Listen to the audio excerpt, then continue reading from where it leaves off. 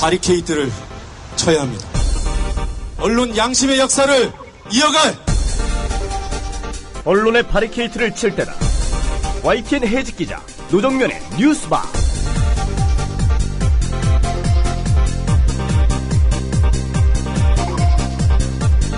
청취자 여러분 안녕하십니까? 어서 오십시오. 12월 4일 뉴스바 문이 열렸습니다. 어제 오늘 국정원발 기사가 요란하게 신문과 방송을 장식하고 있습니다.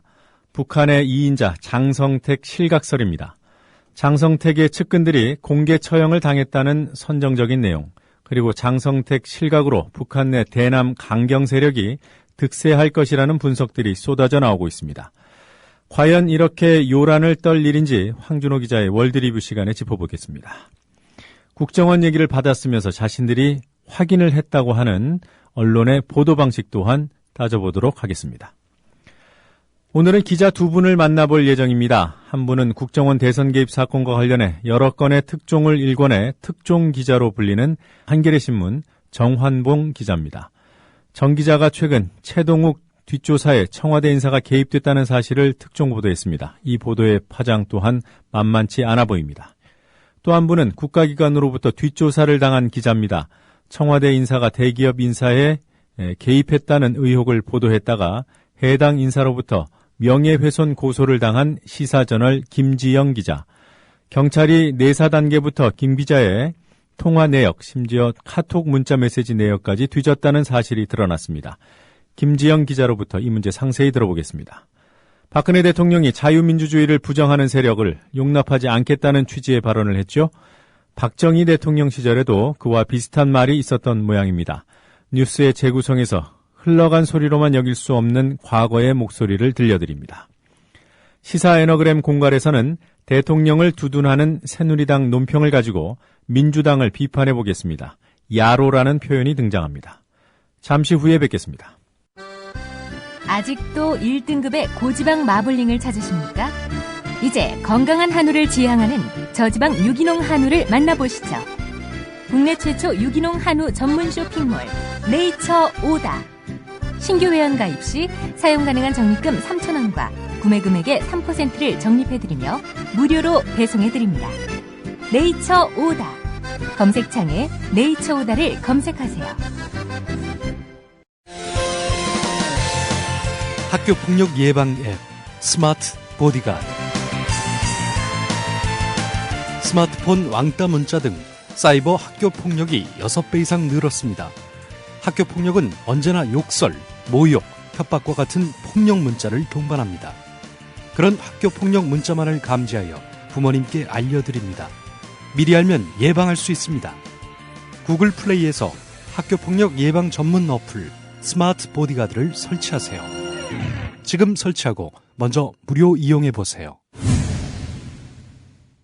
신동원 조합원 신청 광고입니다. 고혈압, 동맥 경화 등 윤리와 소금을 많이 먹는 폴란드인의 각종 성인병 극복을 위해서 폴란드 정부가 국책사업으로 지정한 신비의 열매 아로니아. 건강한 변화를 원하신다면 평산네이처 아로니아 진. 이제 대한민국의 건강을 책임집니다. 검색창에 평산네이처를 검색하세요. 문의는 1661-2087, 1661-2087.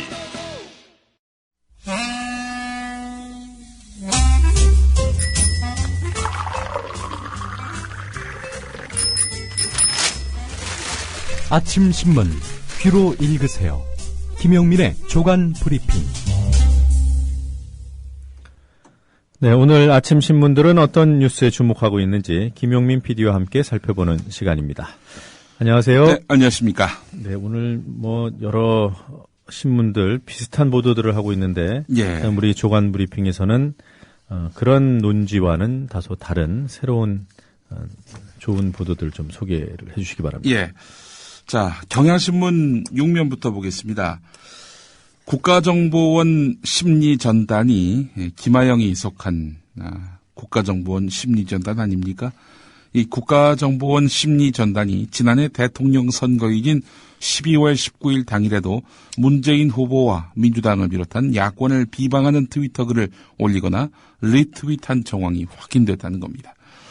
국정원은 대선이 있던 지난해 1월부터 1년 내내 대선 관련 주요 현안들에 맞춰서 비방글을 올렸는데요.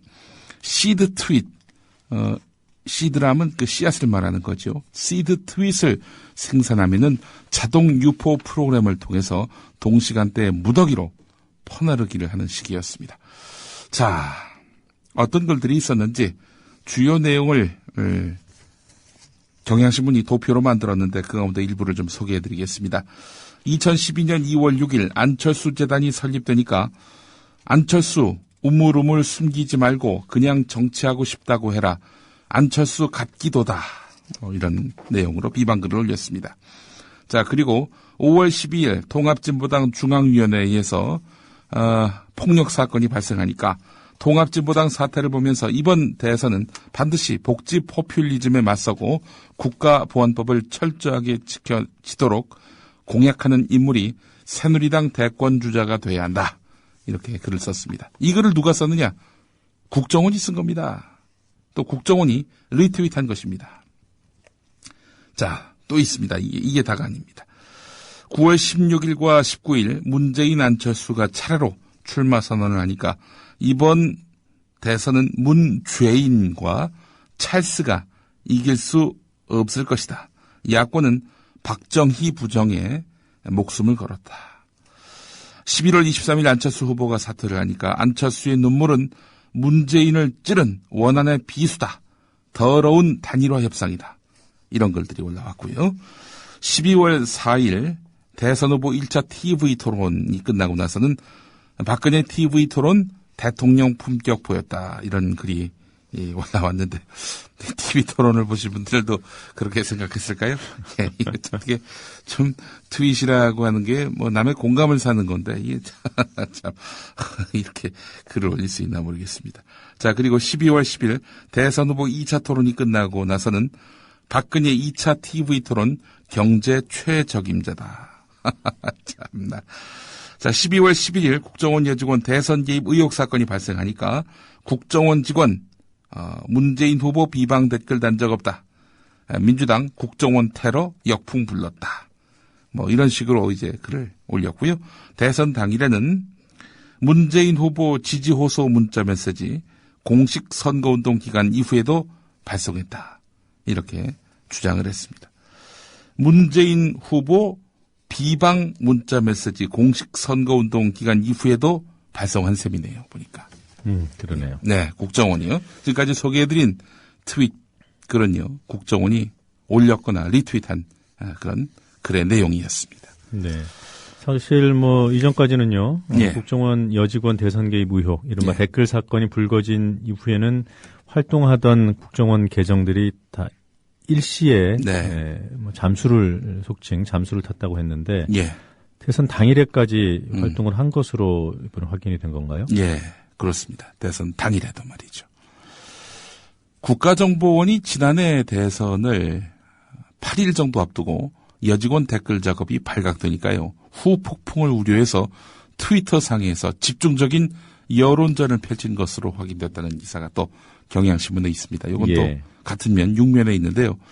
자, 11일이라고 말씀드렸죠. 2012년 12월 11일 이날 국정원 직원들은 일단 대응을 자제했습니다. 그러나 이튿날 새벽 여직원 김모 씨가 기자들과의 통화에서 대선과 관련해 어떤 글도 인터넷에 남긴 적이 없다라고 말했다는 보도가 나오니까 앞서 소개해드린 것처럼 국정원 여직원 문재인 후보 비방 댓글 단 적 없다는 글을 삽시간에 인터넷상에 전파했습니다. 또 이틀째 감금 국정원여 마실 물 없어 수돗물로. 민주당 측 여직원 오피스텔에서 취재진에게 침 뱉고 욕설 폭행. 민주당 기자 폭행, 사람이 먼저다가 아니라 주먹이 먼저다. 뭐 이런 글을 올려서 민주당 당직자들의 여직원 감금이 불법이란 점을 강조했습니다. 그리고 기자 폭행, 욕설 폭행 이런 적 없습니다. 기본적으로. 이런 게 있었으면 난리가 났죠, 지금. 네. 자, 그리고 며칠 지나서 그러니까 이틀 뒤죠. 13일에서 14일에는 국정원 여직원 컴퓨터 등 증거 자료 경찰 제출 이란 소식을 전하면서 김하영 씨가 수사에 합법적으로 협조하고 있다는 분위기를 조성했고요. 김하영 씨 아버지가 언론 인터뷰에서 못 들어가게 막는 사람들 밀치고 문틈으로 딸아이에게 빵과 우유를 넣어주는데 억장이 무너졌다고 한 발언을 퍼뜨렸습니다. 그리고 12월 15일 김하영 씨가 경찰에 출석하면서 나는 결백하다. 내 인생은 황폐화됐다라고 밝히니까 또 이 소식을 삽시간에 전하기도 했습니다. 네. 선거 개입이 확실하다는 민주당 주장을 무력화시키기 위해서 폐색 짙은 문재인 측 박근혜 죽이기 막장 선거 공작, 불법 흑색 선전에 국정원 병든다. 이런 글을 올려서 민주당 주장이 네거티브 전략의 일환이란 점을 알리는 데 주력했습니다. 자, 대선 앞두고 12월 16일 밤 그날 김용판 지시로 경찰이 댓글 흔적을 발견하지 못했다는 긴급 수사 결과를 발표했죠. 자, 이때는 아주 대목이었습니다. 12월 16일과 17일 이틀 동안 작성된 글은 299건으로 어마어마했습니다. 새벽 3시에서 4시에도 트위터를 통해 전파됐는데 민주당 국정원 테러 사죄하라. 국정원 여직원 감금 법적 책임 물을 것이라고 한 글들을 올려놓았고요. 민주당 28살 미혼 여성 인권 짓밟다. 친노 쪽은 과거 김대엽 사건도 일으켰던 사람들이라면서 자극적인 글을 퍼뜨렸는데요. 자, 앞서서 이제 국정원 여직원이 컴퓨터 등 증거 자료를 경찰에 제출했다라는 소식을 전하면서 김하영 씨가 수사에 합법적으로 협조하고 있다는 분위기를 조성했다라고 소개해드렸죠. 사건은 12월 12일에 발생했고요. 그러니까 발각이 12월 11일에 있었고 컴퓨터 제출이 12월 13일이었다면 그 이틀 동안에 뭐 했을까요? 증거인멸했죠. 김하영 씨가. 경찰이 댓글 없다고 발표한 것이 16일 밤 11시경이었죠. 네, 그렇습니다. 그 이후에 새벽 서너 시, 그러니까 이때 집중적으로 트위터에서 활동이 벌어졌던 것이고. 예, 그렇습니다. 아까도 잠깐 말씀을 드렸습니다만 사건이 불거지면 일단은 잠잠해질 것이다. 예. 증거들을 감춰야 되고 예. 일단 또 추가로 더 불거지는 것을 두려워해서 활동을 자제하지 않았을까. 그리고 실제로 여러 트위터 계정들이 그때 활동을 중단을 했었고요. 예. 근데 그렇게 생각했던 것이 좀 순진했던 거죠. 그렇습니다. 네. 그때도 열심히 또 이렇게 활동을 했던 거죠. SNS에서. 지금도 아마 네. 지금은 어떨까 생각을 해보게 됩니다. 그러지 않았겠는가 하고 의심하는 분들이 적지 않은데 말이죠. 이 국가 안보를 위해서 그 댓글 활동, SNS 활동을 했다라고 국정원이 밝히고 있지 않습니까? 네. 국가 안보가 아니라 국정원 안보였네요, 보니까. 그나저나 오늘 뭐 각종 신문에 예. 뭐 일면부터 아주 새카맣게 뭐 장성택 실각설 보도되고 있던데 관련한 기사는 전혀 안 갖고 오셨나요? 예, 오늘 그 황준호의 월드 리뷰 시간에 네. 이와 관련해서 상세하게 또 전해드릴 계획인데요. 네. 저는 그것보다는 국정원 교묘한 타이밍 정치라는 한국일보 기사를 들고 왔습니다. 관련 기사인가요? 예, 그렇습니다. 국정원이 어제 오후 돌연 장성택 실각설을 공개한 배경을 두고 갖은 해석이 난무하고 있다. 이런 기사입니다. 공교롭게도 어제 오전부터 정치권에서는 여야 당대표, 원내대표 사이에 이틀째 사자회동이 열려서 국정원 대선 개입 사건과 관련한 특별검사 임명 그리고 국회 내에 국정원 개혁 특위 구성을 둘러싼 협상이 급진전되고 있던 차였습니다. 때문에 이런 정보의 그 실체와 무관하게 국정원이 조직의 이해득실했다는 타이밍 정치를 하고 있는 것 아니냐 이런 의심이 쏟아졌습니다. 자, 이게 무슨 얘기냐?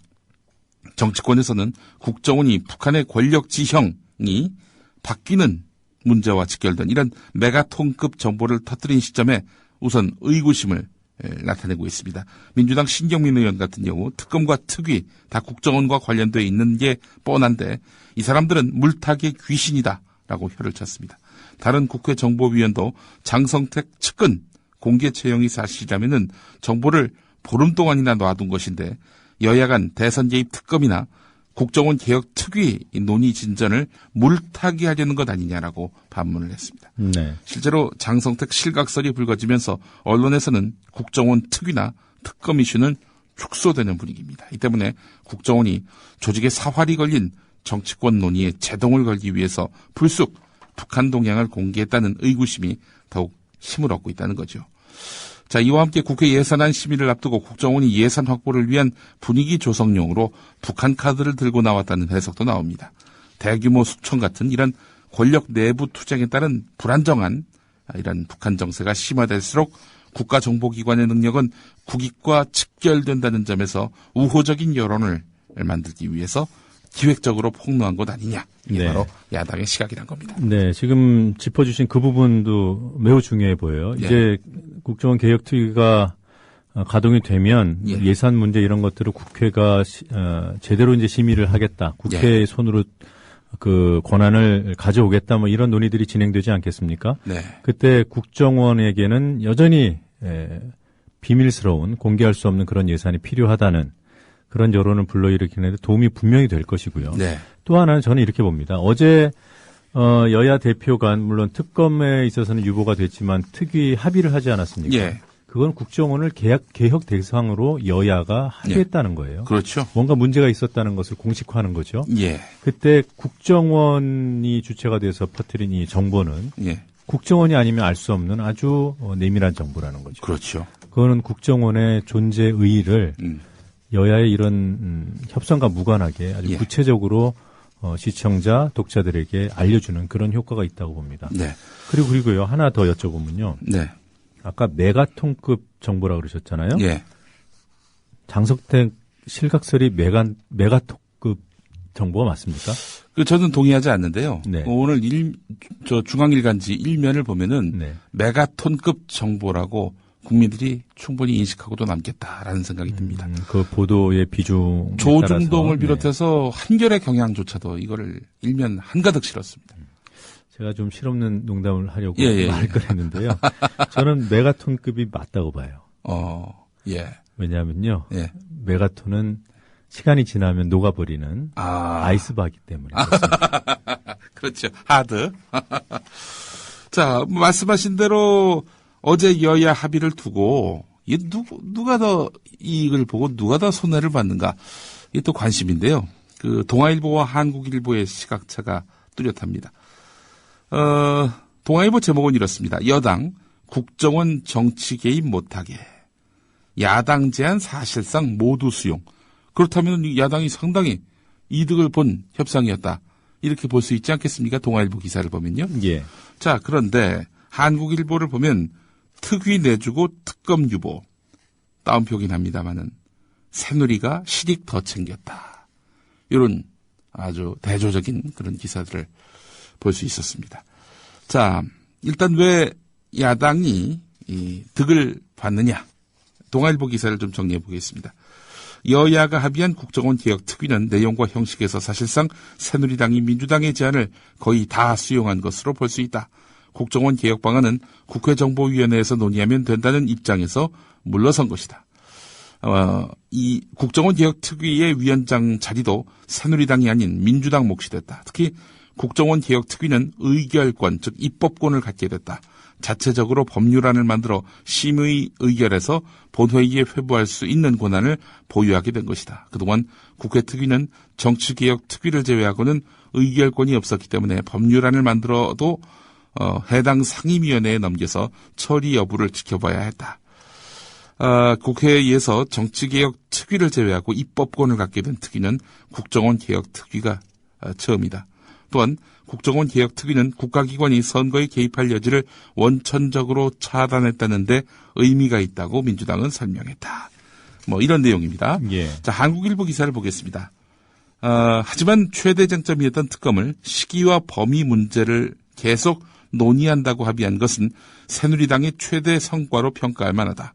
당장 합의문 발표 직후 새누리당에서는 특위 합의 내용은 당초 수용할 수 있는 수준으로 본다라면서 예산안을 연내 합의 처리하기로 했고 우려했던 특검 논의를 차단했다는 점에서 손해본 협상이 아니다라는 반응이 나왔다. 반대로 특검 논의를 사실상 유보한 것은 민주당 입장에서 뼈아픈 대목이 아닐 수 없다. 당초 민주당은 특검, 특위 동시 가동을 주장해왔으나 이날 회담에서는 특위부터 가동하고 특검은 순차적으로 가동하는 절충안을 제시했다. 대신 특검 논의를 위한 협의체를 구성하는 것을 고리로 해서 추후에라도 특검 도입을 기정사실화하려는 계산이었다. 하지만 민주당이 결과적으로 협의체 구성에 대한 확약을 받지 못한 것은 당내 반발을 부를 수 있는 대목이다. 네. 이 기사를 읽어보면은 여당이 특위에 합의를 해주긴 했는데 이 특위를 지난번 국정조사 특위처럼 무력화시키겠다, 물타기로 하겠다, 이렇게 운영하겠다는 새누리당의 의지가 엿보입니다. 뭐 그 특위 수용을 하고 대충 무력화시키고 시간 지나면 끝나고 뭐 그렇게 하지 뭐, 이런 어떤 속내가 새누리당에게 있는 것이 아닌가 하는 그런 해석을 자아내게 하는 부분입니다. 네. 뭐, 특위의 구성 자체가 5대5잖아요. 예.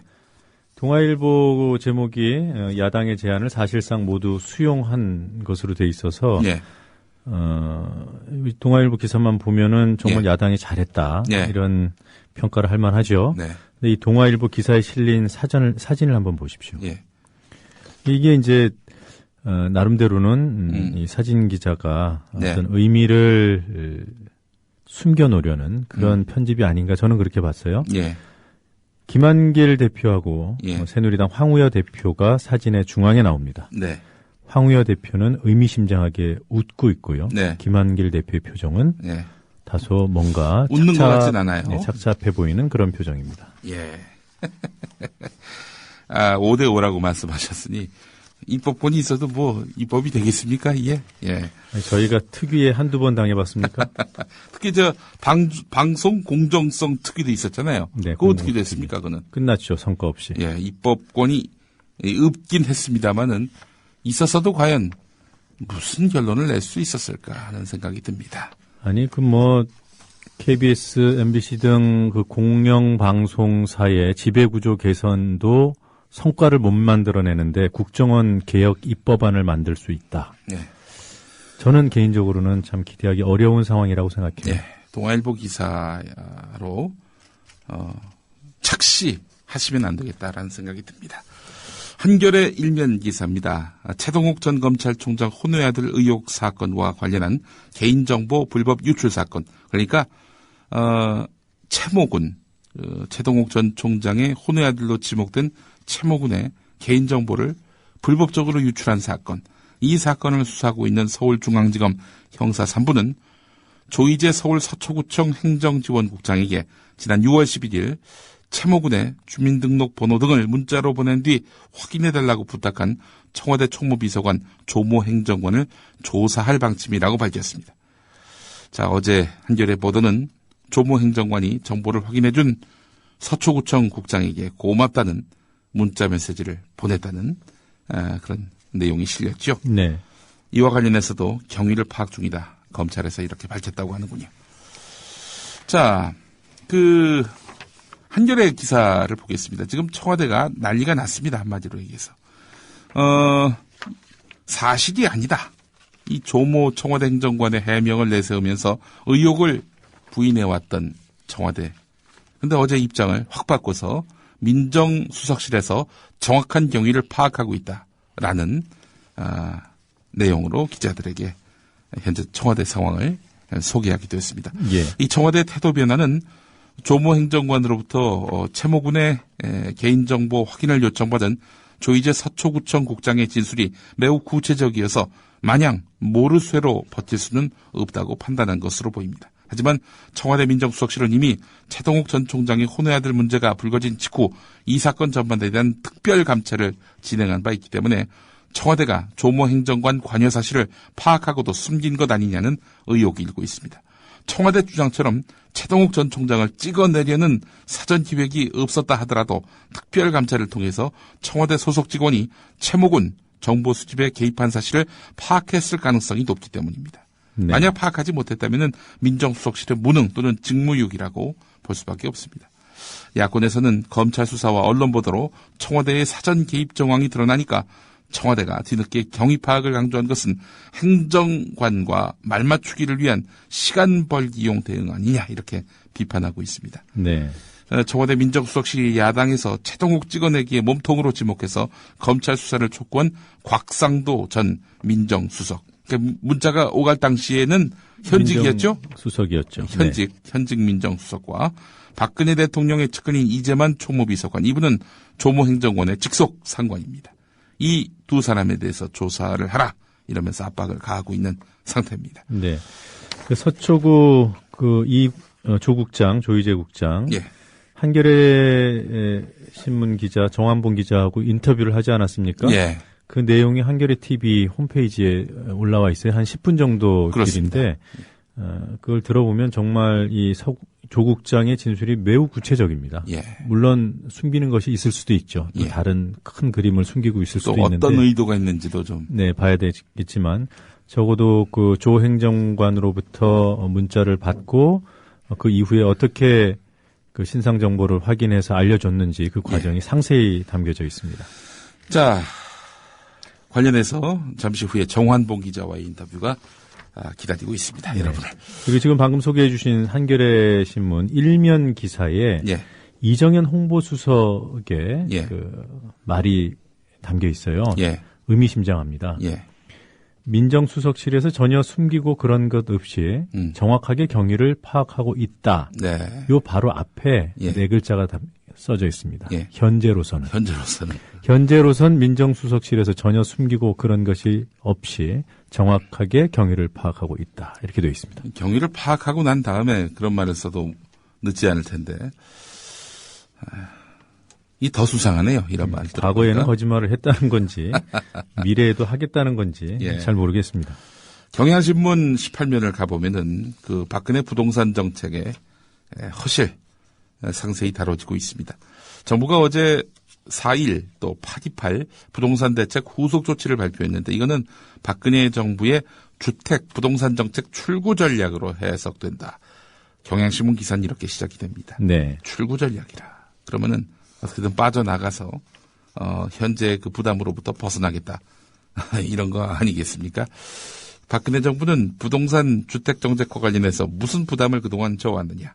공약 때문이었습니다. 공약. 박근혜 대통령 후보 시절에 행복주택, 복도 만드는 전세제도, 지분 매각제도를 대표적인 주택, 부동산 공약으로 발표했습니다. 하지만 이 정책들은 발표 때부터 실효성 논란에 휩싸였습니다.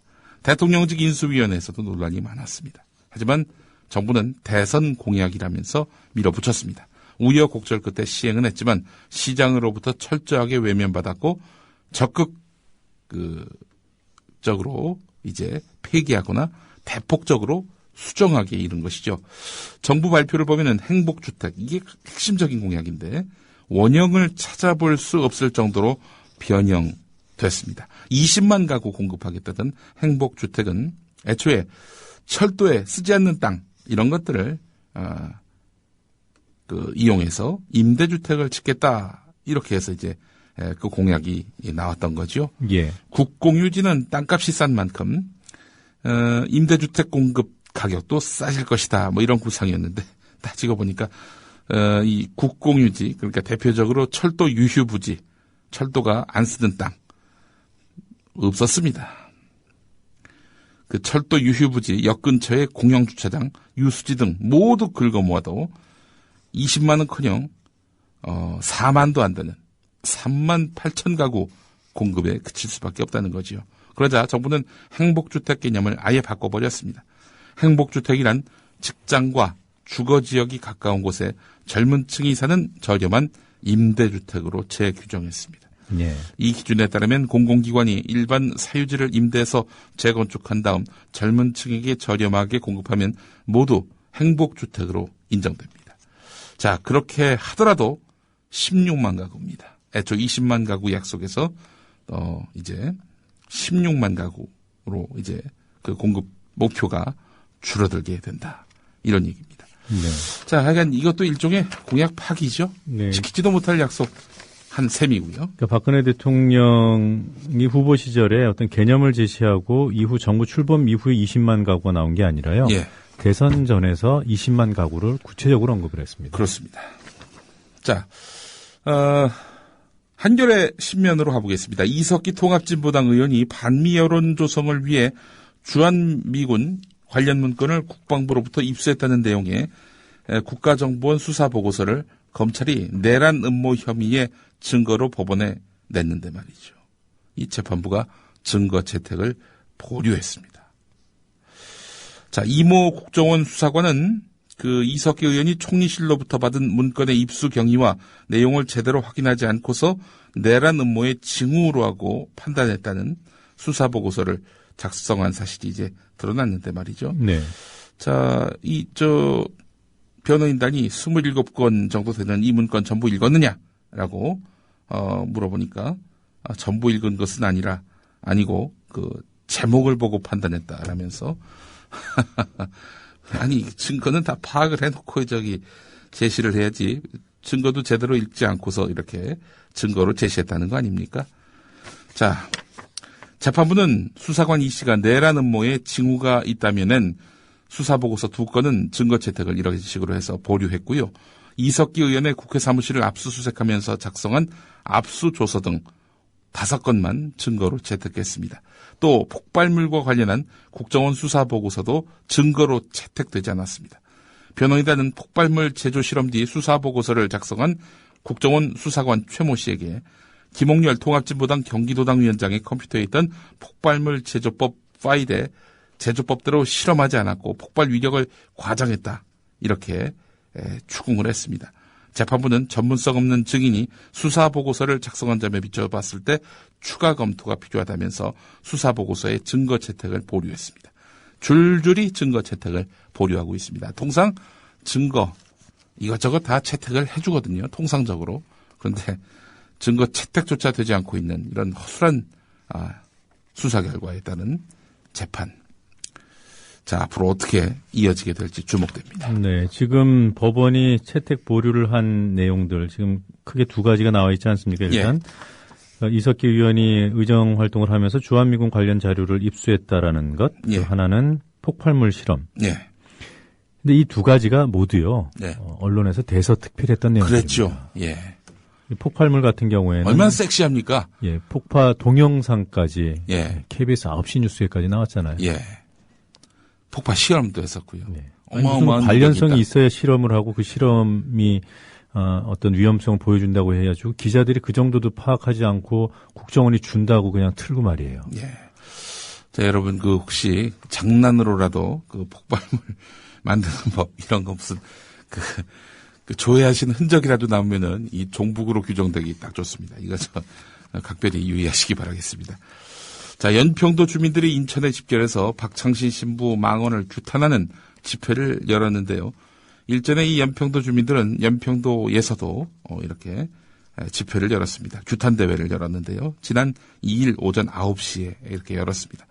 동아일보가 아주 크게 다뤘네요. 14면에 이렇게 크게 전하고 있습니다. 자, 그런데 어제 오마이뉴스 혹시 보셨습니까? 아니, 못 봤습니다. 연평도 주민 150명이 지난 2일 오전 9시부터 해안가 청소 같은 일자리 사업에 참여하고 있었습니다. 공공기관이 시행하는 일자리 사업이지요. 한창 근무를 하던 중이었는데 10시쯤 일을 시작하고 1시간 지나서 연평면 사무소 스피커에서 시국미사 발언 규탄대회가 열리니 주민들은 한 분도 빠짐없이 참석하시라. 이런 방송이 흘러나왔습니다. 그렇게 해서 이제 주민들은 규탄대회에 모였고요. 일자리에 참여하고 있던 주민들도 모였습니다. 그래서 그 자리에서 규탄대회를 열었고 박창신 신부를 본뜬 인형을 불태우기도 했습니다. 모인 사람이 500명인데 연평도 주민들이 한 2,000명 된다고 합니다. 한 4분의 1이 모였는데 이 500명 가운데 이 150명 정도는 해안가 청소 같은 일자리 사업에 참여하고 있던 분들이었습니다. 자, 그리고 일자리 사업에 참여했던 이 150명의 주민들 일 마친 다음에 35,000원에 일당이 지급됐다고 합니다. 근무 시간에 업무와 상관없는 규탄대회에 참석을 했는데도 그냥 일당이 지급됐단 말이죠. 예. 혹시 묵인한 거 아니냐? 묵인했다. 그렇죠. 아니, 묵인을 떠나서 독려한 거잖아요. 독려한 셈이죠. 게다가 일하지 마시고 집회 갑시다 한 거 아닙니까? 예. 상황이 그렇게 됐습니다. 오늘 여기까지 해야 될 것 같습니다. 네, 여러 가지 소식 잘 들었습니다. 고맙습니다.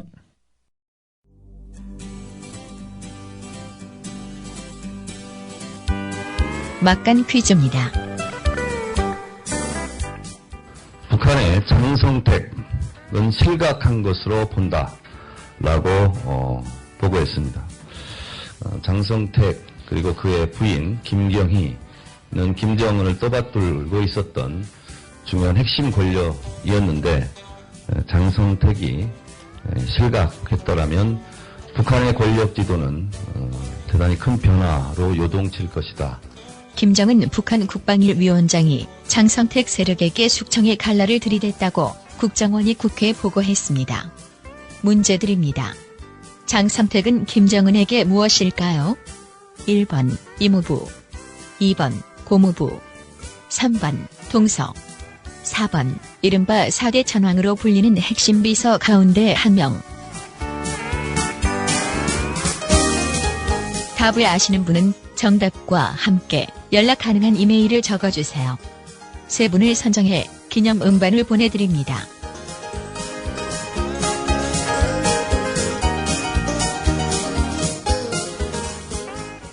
돌발 영상을 보실 때마다 그 뒤에 숨은 제작자가 궁금하지는 않으셨습니까? 돌발 영상 노종면 PD. 자, 국보 1호 숭례문의 붕괴 가능성이 시간이 갈수록 더 커지고 있습니다. 현장 상황을 좀 정리를 해주셔야겠어요. 네, 그렇습니다. 안녕하십니까. 뉴스타파 앵커 노종면입니다. 3년 5개월 만에 스튜디오 아닌 스튜디오에 앉아 카메라를 바라봅니다. 지금 여러분께서는 YTN 해직 기자 노종면이 진행하는 노종면의 뉴스바를 듣고 계십니다. 노종면의 뉴스바는 매일 아침 7시부터 9시까지 국민TV 라디오로 방송됩니다. 남성 여러분, 값비싼 옷을 입어도 폼이 안 나고 운동할 시간은 없으시다고요? 늘어진 뱃살과 튀어나온 가슴살 때문에 고민이십니까? 입는 순간 경험하시게 될 서프라이즈! 바디뷰 프리미엄은 고가의 스포츠웨어에 쓰이는 아쿠아엑스 원사를 사용, 최첨단 공법으로 탁월한 보정력과 신축성, 가공할 흡수력을 겸비했습니다. 우와, 정말 신기해요. 늘어진 가슴이 근육처럼 탄탄해지고 올챙이 같았던 뱃살도 올라보게 들어간대요. 바디뷰 대단합니다. 입는 순간 몸짱이 되는 남자 보정 속옷 바디뷰. 포털 검색창에 바디뷰를 검색해보세요. 구매하실 때 배송 메시지에 국민TV라고 적어주시면 고가의 사은품을 드립니다. 김철기 조합원 신청 광고입니다. 국민TV와 함께하는 핸드폰 쇼핑몰 T3010 조합원에겐 최대 27만원까지 할인해드리며 판매금의 일부는 미디어 협동조합 국민TV에 후원됩니다. 검색창에 T3010을 검색하세요. 국민TV와 함께하는 핸드폰 쇼핑몰 T3010 문의는 070-7663-9386 070-7663-9386. 자기야, 올 연말엔 어디로 놀러 갈까? 아, 난 계속 회사 나가야 돼. 연말 정산해야지, 결산해야지, 법인세까지. 미리 교육받을 방법은 없을까? 더존 이러닝 있잖아. 더존 이러닝? 더존에서 이러닝 돼? 그럼 난 벌써 연말 정산 과정 신청했지. 연말에 쏟아지는 재경 전문가들의 바쁜 업무들. 대한민국 기업 정보화를 선도하는 더존 IT그룹의 공식 교육기관 더존 이러닝에서 해결하세요. 검색창에 더존 이러닝을 검색하세요. 상담 전화는 02890-5999 02890-5999.那建议当前需要국제뉴스 한반도 정세를 한눈에 황준호의 월드리뷰. 네, 지구촌 소식 그리고 한반도 정세에 관한 뉴스들 정리해보는 시간입니다. 북한 김정은의 고모부이자 실세로 알려졌던 장성택 실각설에 대해 오늘은 심층적으로 짚어보는 시간을 마련했습니다. 국제뉴스 전문 캐스터 황준호 기자 연결돼 있습니다. 황준호 기자님 안녕하세요. 예, 안녕하십니까. 네, 우선 이 뉴스에 대한 북한 전문가들 견해부터 좀 정리해서 알려주실까요? 예, 저는 국정원이 왜 이 시점에 이런 정보를 던졌는지 그런 국내 정치적인 배경을 따지기보다는 네. 북한을 들여다보는 입장에서 우선 말씀드리겠습니다. 네. 어제 실각설이 나온 후에 북한 전문가들 몇 분하고 통화를 해봤고 또 전문가들이 SNS에 올린 의견들을 다 살펴봤는데요. 한마디로 정리하자면 장성택 측근 2명이 처형됐다는 것 외에 팩트가 나온 게 없으니까 좀 더 지켜봐야 된다라는 견해가 압도적으로 많았습니다. 또 장성택이 설령 힘을 잃었다고 해도 북한 체제가 요동치고 큰 변화가 있을 거라고 보는 거는 무리라는 지적을 한 목소리로 했습니다. 네. 그 북한 정권의 2인자로 알려져 있는 인물이 바로 장성택 아니었습니까? 예. 예. 왜 큰일이 아니라는 거죠? 장성택이 김정은 체제의 2인자라는 것 자체가 좀 과도한 평가라는 의견이 있었습니다. 많았습니다. 김정은이 후계자로 정해진 게 2009년 초였고 또 아버지 김정일 사망 후에 2년 정도가 지나면서 김정은 1인 체제가 거의 완전하게 구축된 상황입니다, 지금. 그래서 장성택은 그 체제를 떠받치는 일원에 불과했기 때문에 뭐 장성택 하나 없어졌다고 해서 체제가 흔들릴 이유는 없다는 겁니다. 그리고 뭐 아무리 크게 보더라도 장성택은 김정은을 빼고 권력의 주축 3인방 중에 하나였는데요. 군을 장악한 최룡해 그리고 정부를 책임지고 있는 박봉주 내각 총리 이런 사람들이 그대로 있는 한 요동칠 이유는 없다는 설명이었습니다. 네. 김정일 사후 2년이 이제 지나는 상황 아닙니까? 예. 그 장성택의 힘이 자연스럽게 빠졌다 이렇게 보는 건가요? 그런 것 같습니다. 김정은 1인 체제를 구축하는데 장성택이 산파라든지 혹은 뭐 후견인 역할을 했던 것은 분명한 것 같습니다. 그렇지만 작년 11월에 이미 국가체육지도위원장이라는 조금 한가로운 일을 맡게 되면서 서서히 밀려났거나 아니면 스스로 뒤로 빠졌다고 봐야 된다는 견해가 많았습니다. 그리고 올해 들어서는 김정은의 현지 지도에 장성택이 동행하는 경우가 거의 없었다는 것도 그런 조짐이었습니다. 뭐 장성택 같은 케이스가 이미 한 번 있었는데요. 김정은이 2010년 9월에 후계자로 공식화되면서 맡았던 자리가 당 중앙군사위원회 부위원장이었는데 네. 당시에 김정은하고 같은 자리에 올랐던 리영호라는 사람이 있었습니다. 그 후에 리영호는 김정일 장례식 날에 운구차도 옆에 섰었고, 운구차 옆에도 섰었고, 또 군 총참모장이 되면서 김정은 시대의 최고 실세다 이런 말을 많이 했었는데요.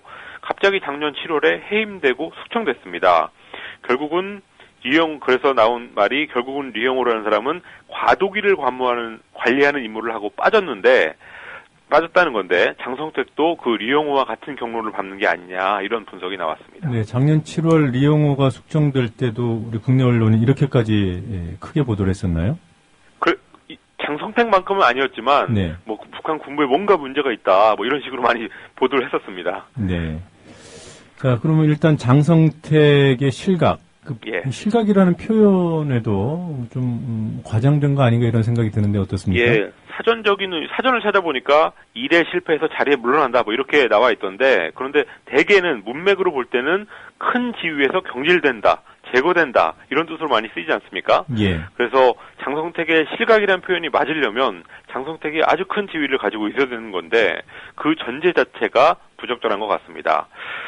또 한 측면은 장성택은 김정일 시대에도 2003년에 한번 물러났다가 2006년에 복귀한 적이 있었고 또 최고 지도자의 고모부이기 때문에 언제든 다시 부활할 가능성도 있어 보입니다.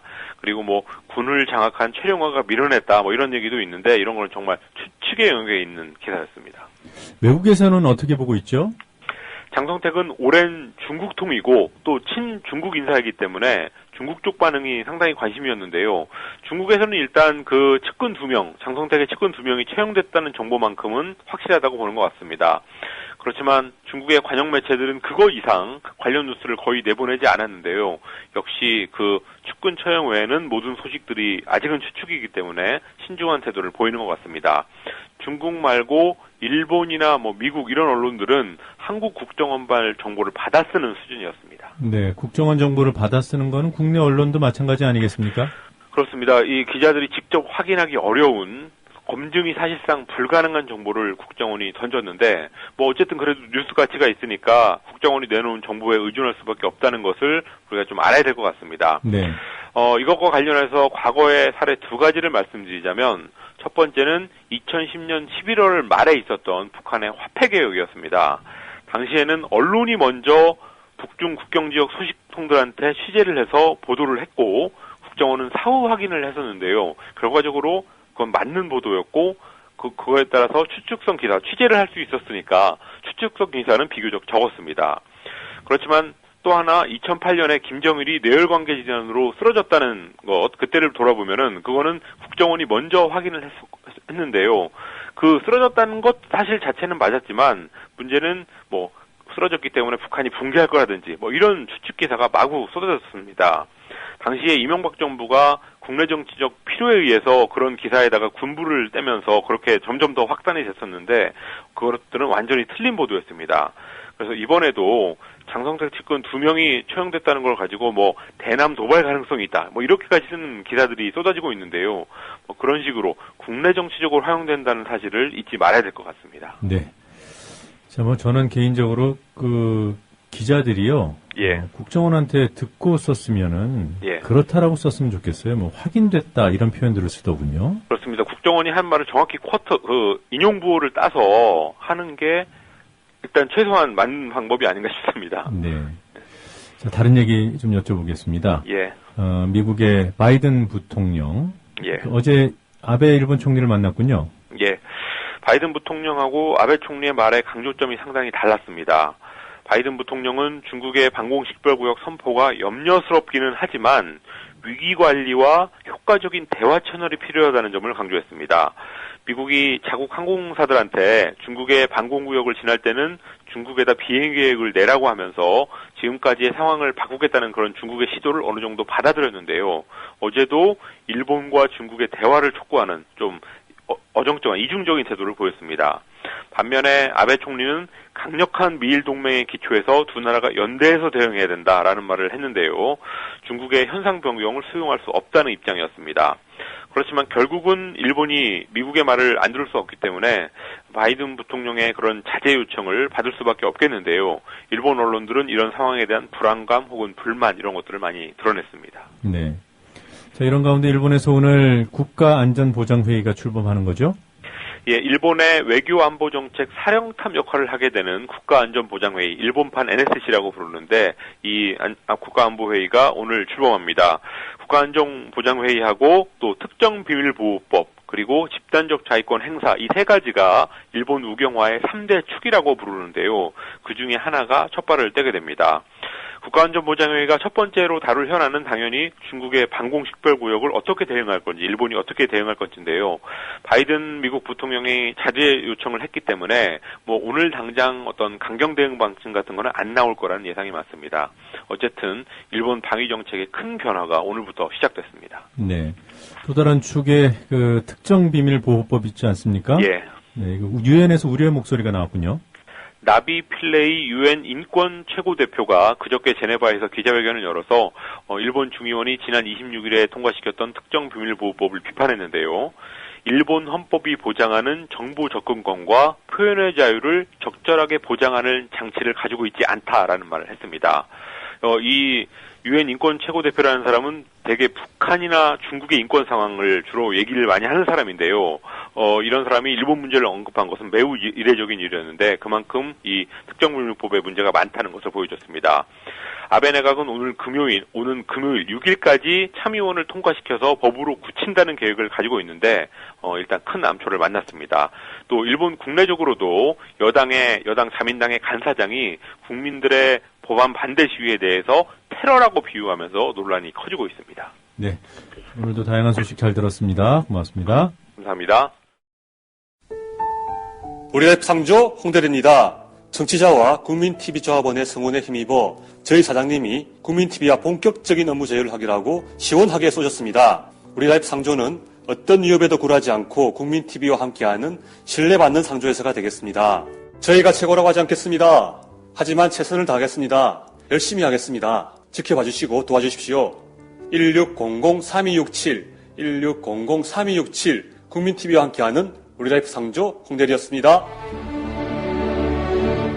개념상조 우리라이프 상조가 여러분들의 성원에 힘입어 국민TV와 함께 상생할 수 있는 제휴를 맺었습니다. 우리라이프 상조는 참다운 상조 서비스를 위해 바른 길만 가겠습니다. 지금 가입하시면 회원님이 납입하신 소중한 납입금의 10%를 매달 국민TV 발전을 위해 사용하겠습니다. 1600-3267 국민TV와 함께하는 우리라이프 상조입니다. 국민TV를 후원하는 새로운 방법, 국민TV 기념품 출시. 국민TV 기념 손목시계, 볼펜, USB 메모리, 스포츠 등산 양말 등 각종 기념품들이 계속 출시됩니다. 판매 금액의 25%는 국민TV에 후원합니다. 국민TV와 함께하는 쇼핑몰 폭스마켓. 문의는 1566-5476, 1566-5476. 검색창에 홉스마켓을 입력하세요.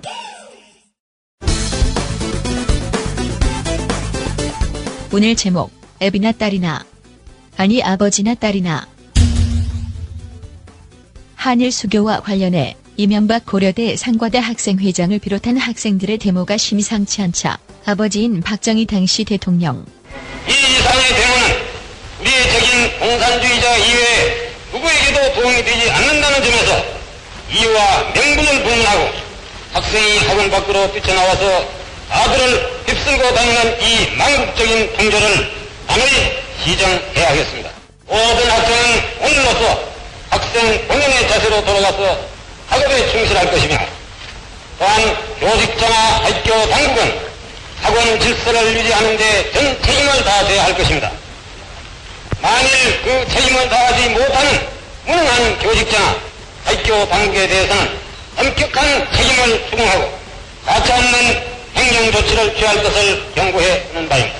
데모만으로서는 아무것도 이룰 수 없다는 교훈을 남기기 위해서 대소를 막론하고 모든 데모를 이 담화를 발표하는 이 시각부터는 철저하게 단호히 단속할 것을 선언한 바입니다. 총체적 관권 선거에 대한 야당과 시민단체 등의 반발이 심각하자 박정희 대통령의 딸 박근혜 대통령. 네, 오늘 여야 4자 회담이 열리고 있던 시간에 박근혜 대통령이 공석이 계속된 감사원장과 보건복지부 장관, 검찰총장의 임명을 강행했습니다. 이 어떤 경우라도 헌법과 자유민주주의를 부인하는 것에 대해서는 단호하고 엄정하게 법을 집행하라고 당부했습니다. 앞으로 저와 정부는 국민들의 신뢰를 저하시키고 분열을 야기하는 이런 일들은 용납하거나 묵과하지 않을 것입니다. 민주당 박수현 원내대변인. 마치 국민의 머릿속 생각까지 통제하겠다라고 하는 말씀처럼 들립니다. 법을 어긴 장관, 국회법을 어기고 날치기 임명 동의한 장관, 국정원 불법 대선 개입 수사를 책임진 사람을 찍어내고 내세운 검찰총장. 박근혜 대통령은 앞에서는 법치주의를 말하고 뒤에서는 법치와 민주주의를 무너뜨리고 있습니다. 자기 눈의 들보는 보지 못하고 남의 눈의 티끌만 보는 격입니다. 박근혜 대통령의 말씀은 내 말이 곧 법이다라고 하는 선언에 지나지 않습니다. 공안 통치로 무법대로를 질주하고 있습니다. 올 겨울 대한민국 전체가 칼바람에 떨어야 할 것 같습니다. 비판 세력 싫어하는 정도로 그치지 않고 제대로 손보겠다는 데 있어서는 아버지나 딸이나.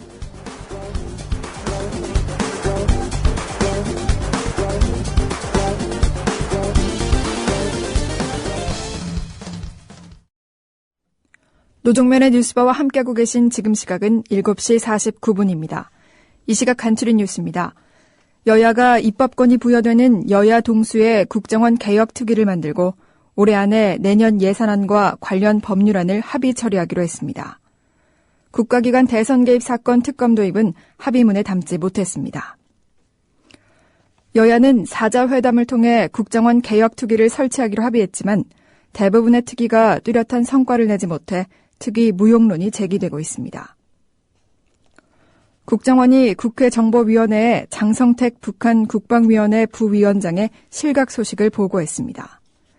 여야 4자 회담이 진행되는 중에 공개돼 정보의 실체와 무관하게 국정원이 타이밍 정치를 하는 것 아니냐는 의심이 쏟아지고 있습니다.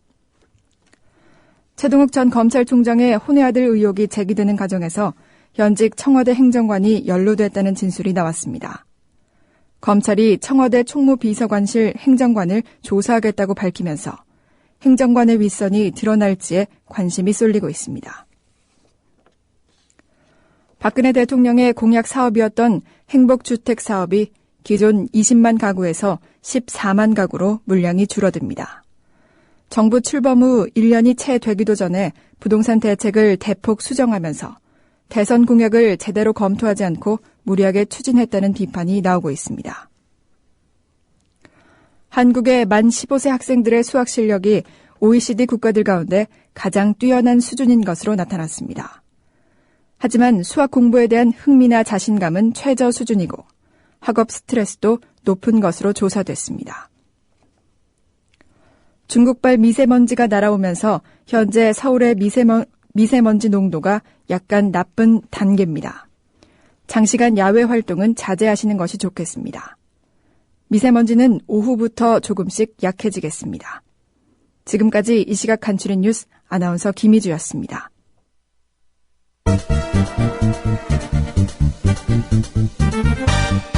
국민TV가 천년도시 전주로 갑니다. 미디어 협동조합 전라북도 조합원 한마당 행사가 돌아오는 토요일인 12월 7일 낮 3시 전주시 덕진구 백제대로 567번지 전북대학교 법학전문대학원 진수당 가인홀에서 열립니다. 정승조 아나운서의 사회로 역사의 혼을 부르는 가수 손병희의 콘서트와 전 통일부 장관인 정동영 민주당 상임고문과 함께하는 서영석 김용민의 정치토크 공개방송, 최동석 조상훈의 왜 협동조합인가 공개특강으로 꾸밉니다. 12월 7일 토요일 낮 3시 전북 전주시에 있는 전북대학교 법학전문대학원 진수당 가인홀. 공정언론의 희망을 품은 모든 조합원과 시민의 열띤 참여를 기대합니다.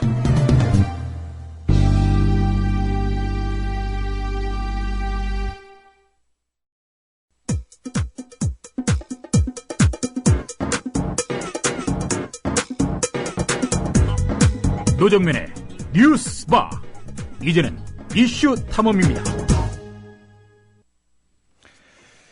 이른바 최동욱 뒷조사 사건에 청와대가 연루됐다는 의혹이 상당 부분 사실로 확인되고 있습니다. 이런 가운데 청와대 직원의 대기업 인사 개입 의혹을 보도한 기자가 경찰로부터 통화 내역과 카톡 메시지까지 조회를 당한 것으로 밝혀졌습니다. 박근혜 대통령이 부정할 엄두도 내지 못하게 하라는 자유민주주의가 이런 것이었는지 되묻게 됩니다. 경찰이 권력자의 비리를 캔 기자를 멋대로 뒷조사해도 그것이 공식 수사가 되는 현실을 고발합니다. 이번 사건의 주인공인 시사저널 김지영 기자 전화 연결돼 있습니다. 김지영 기자님 안녕하세요. 예, 안녕하세요. 저는 이름만 듣고 여성 기자인 줄 알았는데 남성이시군요. 예. 네. 그런 오해 많이 받고 있습니다. 예. 자, 이 사건의 출발이 됐던 김 기자 기사가 지난 8월에 나온 기사던가요? 예, 맞습니다. 네, 어떤 보도였는지 잠깐 소개를 해주시겠습니까? 예, 8월 8일 저희 시사저널 인터넷 홈페이지에 기사를 하나 올렸는데요. 네. 그 당시에 신동철 청와대 국민교통비서관이 KT나 KB금융지주 쪽에 연락을 해서 인사에 좀 개입했던 정황이 포착됐고, 그거에 대해서 청와대 민정수석실의 공직기강팀에서 내사를 진행 중이다는 내용으로 좀 보도를 한 적이 있었습니다. 네.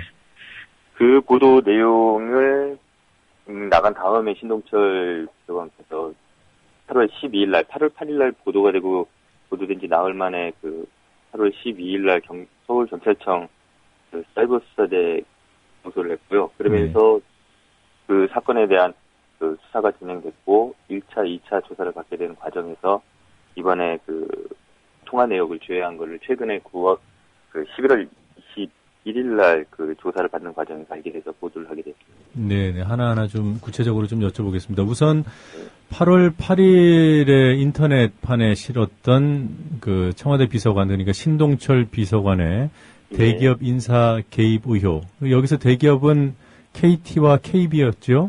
예, 그렇습니다. 네. 근데 이 기사가 왜 주간지에는 안 실린 거죠?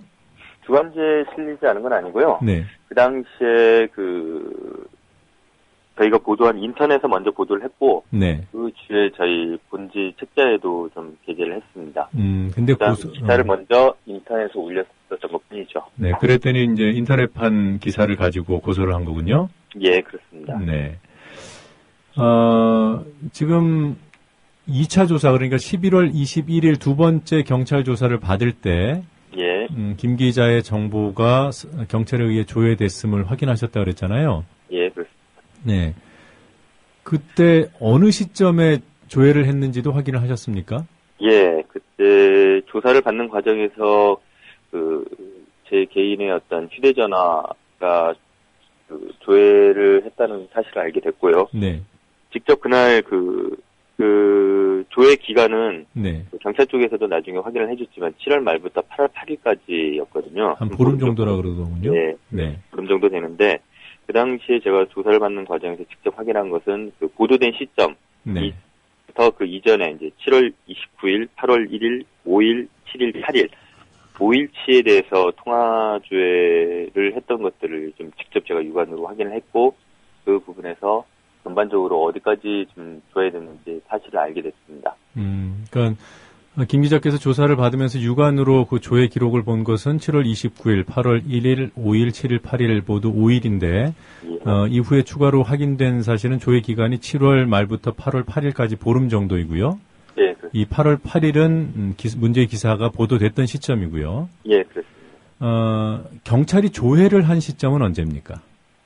경찰이 조회한 시점은 제가 9월 9일 1차 조사를 받으러 갔을 때 저희 기자들, 저뿐만 아니라 그 당시에 이제 다른 기자들과 같이 취재를 해서 보도를 했는데, 네. 1차 조사를 받았던 9월 9일까지는 그 조회를 안 했던 걸로 알고 있습니다. 왜 그냥 그 당시에 제가 그 담당 수사관한테 그걸 물어봤었거든요. 네. 그 부분에 대해서 통화 조회 같은 걸 내역을 조사하느냐. 네. 그랬을 때 또 그 담당 수사관이 그렇게까지 할 수 있겠습니까? 라고 얘기를 했었거든요. 그리고 저 역시도 뭐 그렇게 믿었었고.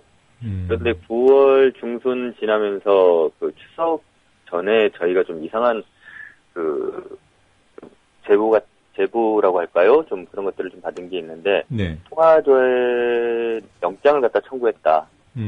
라는 얘기를 들었기 때문에 9월 9일부터 9월 한 17일 이전 그 중간쯤에 지금 그 조회 내역을 갖다 보기 위한 그 영장을 청구한 걸로 저희는 그렇게 짐작하고 있습니다. 네, 1차 조사 때까지만 해도 조회를 하지 않았고 그리고 또 심지어 수사관이 조회할 의사도 안 갖고 있었던 것으로 그렇게 파악하고 있었는데 그 이후에 뭐 어떤 과정이 있었는지는 모르겠지만 조회가 이루어진 거군요.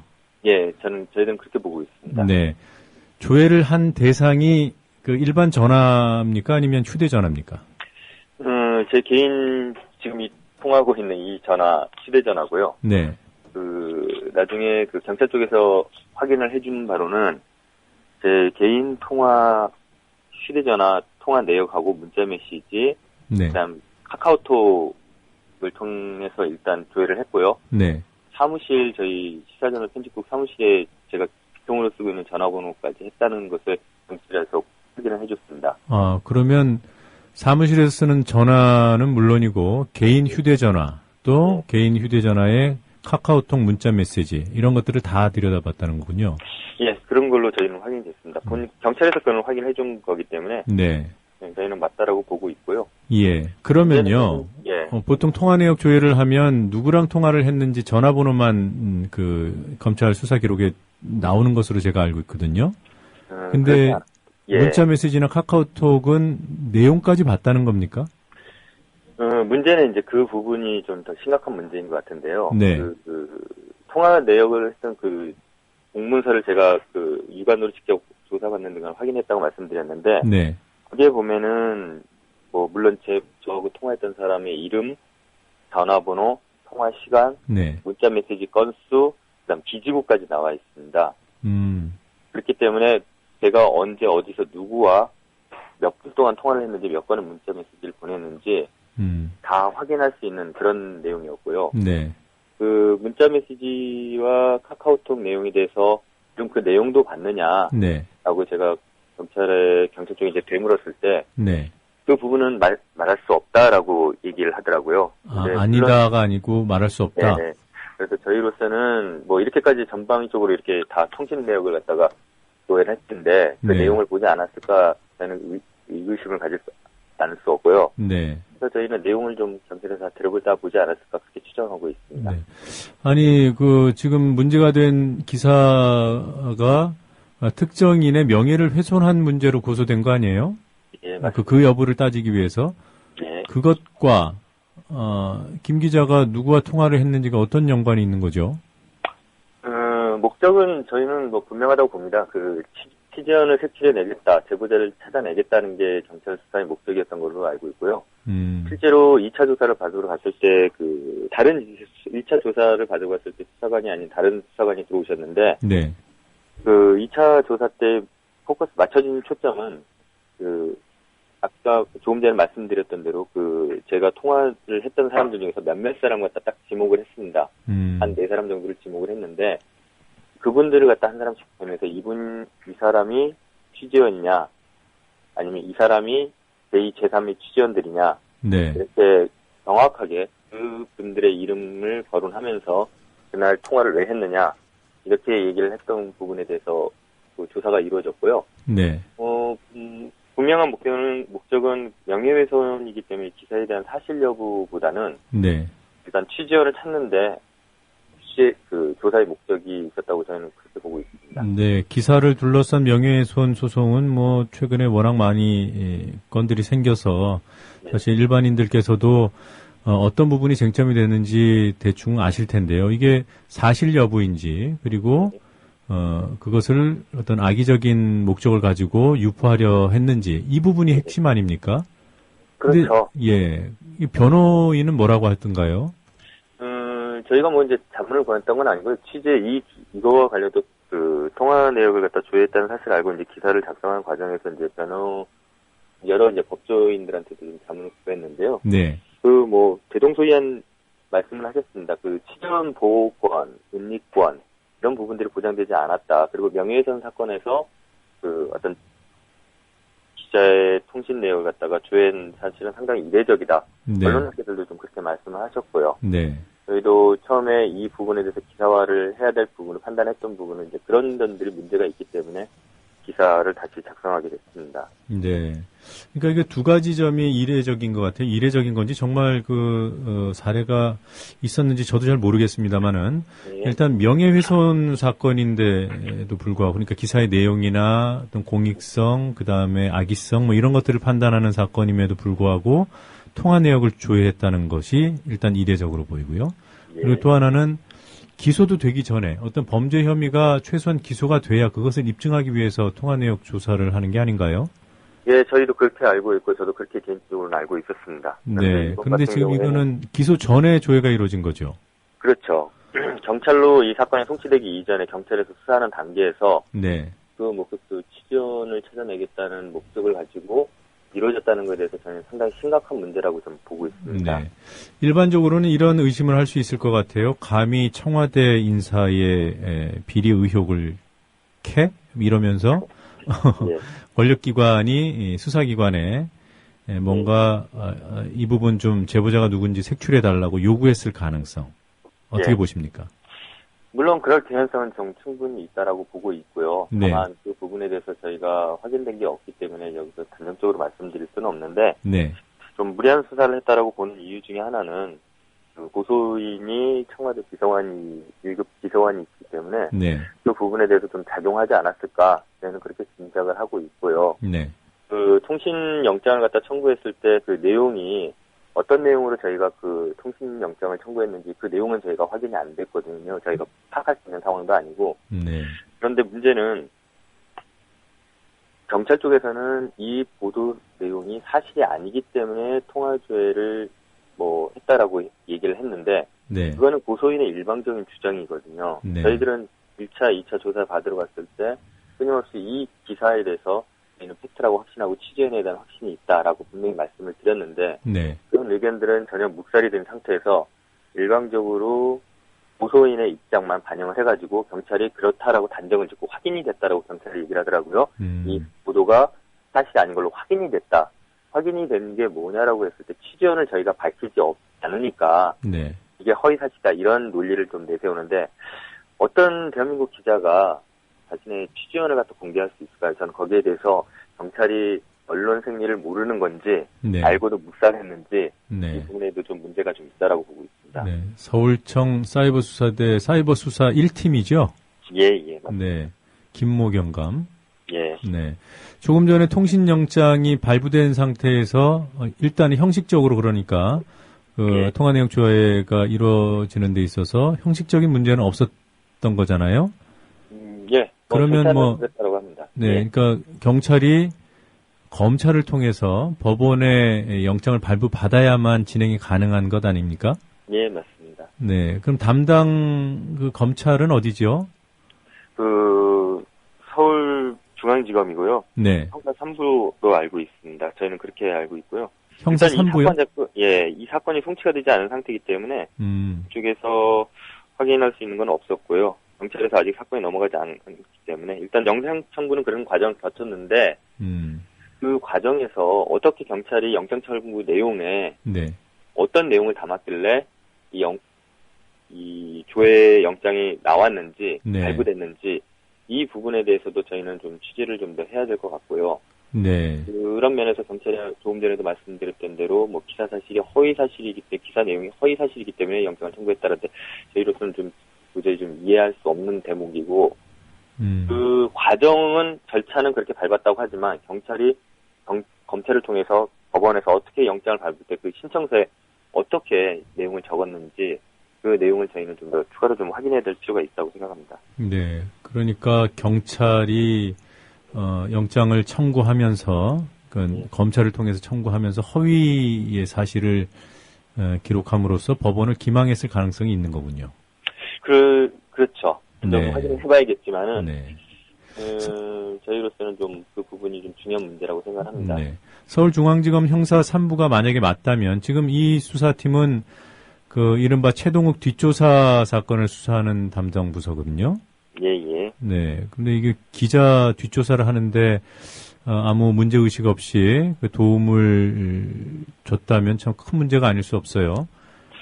그러게요. 저희로서는 한번 좀 더 봐야 될 것 같은데. 네, 그것도 그러니까 형사 3부가 맞는지도 확인을 해야 될 것 같군요. 예, 저희는 형사 3부로 좀 알고는 있는데. 네. 한 가지 의문이 드는 것이요. 구속영장 같은 경우에 영장 발부가 되면 사후에라도 예. 본인한테 영장을 보여주거든요. 예. 본인이 동의를 하게 돼 있고요. 물론 이제 구속 적부심을 받으면서도 실질 심사를 받으면서도 그 사유를 듣게 되죠. 그 당사자들이. 예. 그런데 그 통신영장, 통신내역 조회 영장 같은 경우에는 사후에도 본인한테 안 알려주는 게 그게 정상인가요? 예, 저희가 알기로는 제가 개인적으로 좀 그 부분에 대해서 좀 알아봤는데요. 네. 이 영장 같은 경우에는 이 통신영장 같은 경우는 일단 검찰에서 이제 네. 경찰이 수사를 마치고 송치를 검찰에 했을 경우에 검찰에서 기소할 것인지 말 것인지 여부가 결정 났을 때 네. 그때 그 당사자한테 통보를 해준다고 그렇게 알고 있거든요. 그렇게 좀 제가 파악이 됐기 때문에 아직까지 검찰로 이 사건이 안 나온 것 같다 상태이기 때문에 검찰에서 그 기소 여부를 아직 결정을 못한 거죠. 만약에 그러니까 기소가 안 되면은 그러면 영원히 그 통화 내역 조회 영장이 어떤 이유로 청구가 되는지 모르게 된다는 건가요? 제가 알기로는 기소를 하든 안 하든 네. 그 단계에서 검찰에서 결정을 내렸을 때 개인한 그 당사자한테 통보를 해주는 걸로 알고 있습니다. 그러니까 어떻게 보면은 저한테 나중에 이 사건이 이제 검찰로 넘어갔을 경우에 이제 검찰에서 기소 여부를 판단하고 난 다음에 네. 저한테 개인적으로 이제 그런 사실이 있었다. 통신영장을 발부받아서 조회를 했다라는 걸 갖다가 알려주는 걸로 저는 그렇게 알고 있습니다. 네. 그 당사자인 신동철 비서관은 뭐라고 하던가요? 그 부분에 대해서는 저희가 이번에 기사에도 좀 언급을 했지만은 저강된 목소리로 그 부분에 대해서 저희들에 대한 어떤 강한 불만, 피사전에 대한 강한 불만을 좀 얘기하셨고요. 네. 이 부분에 대해서는 그거를 본인이 어떻게 하냐, 통화 내역 조회한 것을 그렇게 좀 말하고 전화를 끊은 걸로 알고 있습니다. 이 통화 내역 그 조회와 본인은 무관하다라는 입장이군요. 네, 뭐 그런 뉘앙스로 좀 말씀하셨습니다. 네. 자, 끝으로 경찰의 이런 통화 내역 조회에 대해서 법적으로 대응하실 생각인가요? 일단은 좀 사태를 좀 추이를 보고요. 네. 일단 그 법적 대응이란 부분을 좀 저희도 심각하게 고민하고 있는 단계입니다. 네. 아직 단정 지은 단계는 아니고요. 네. 조만간 저희도 어떤 결정을 내려서 이 부분에 대해서 대응 여부를 결정하겠습니다. 예. 알겠습니다. 오늘 아침 시간 내주셔서 고맙고요. 예. 네. 지금까지 시사저널 김지영 기자였습니다. 공정한 시각, 따뜻한 관찰. YTN 해직 기자 노종면의 뉴스바. 이제는 초대석으로 함께합니다.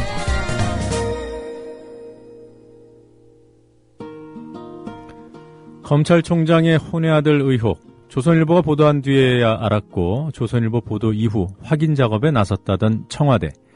지난 9월 청와대가 했던 말들이 석 달도 안 돼 거짓말로 드러나고 있습니다.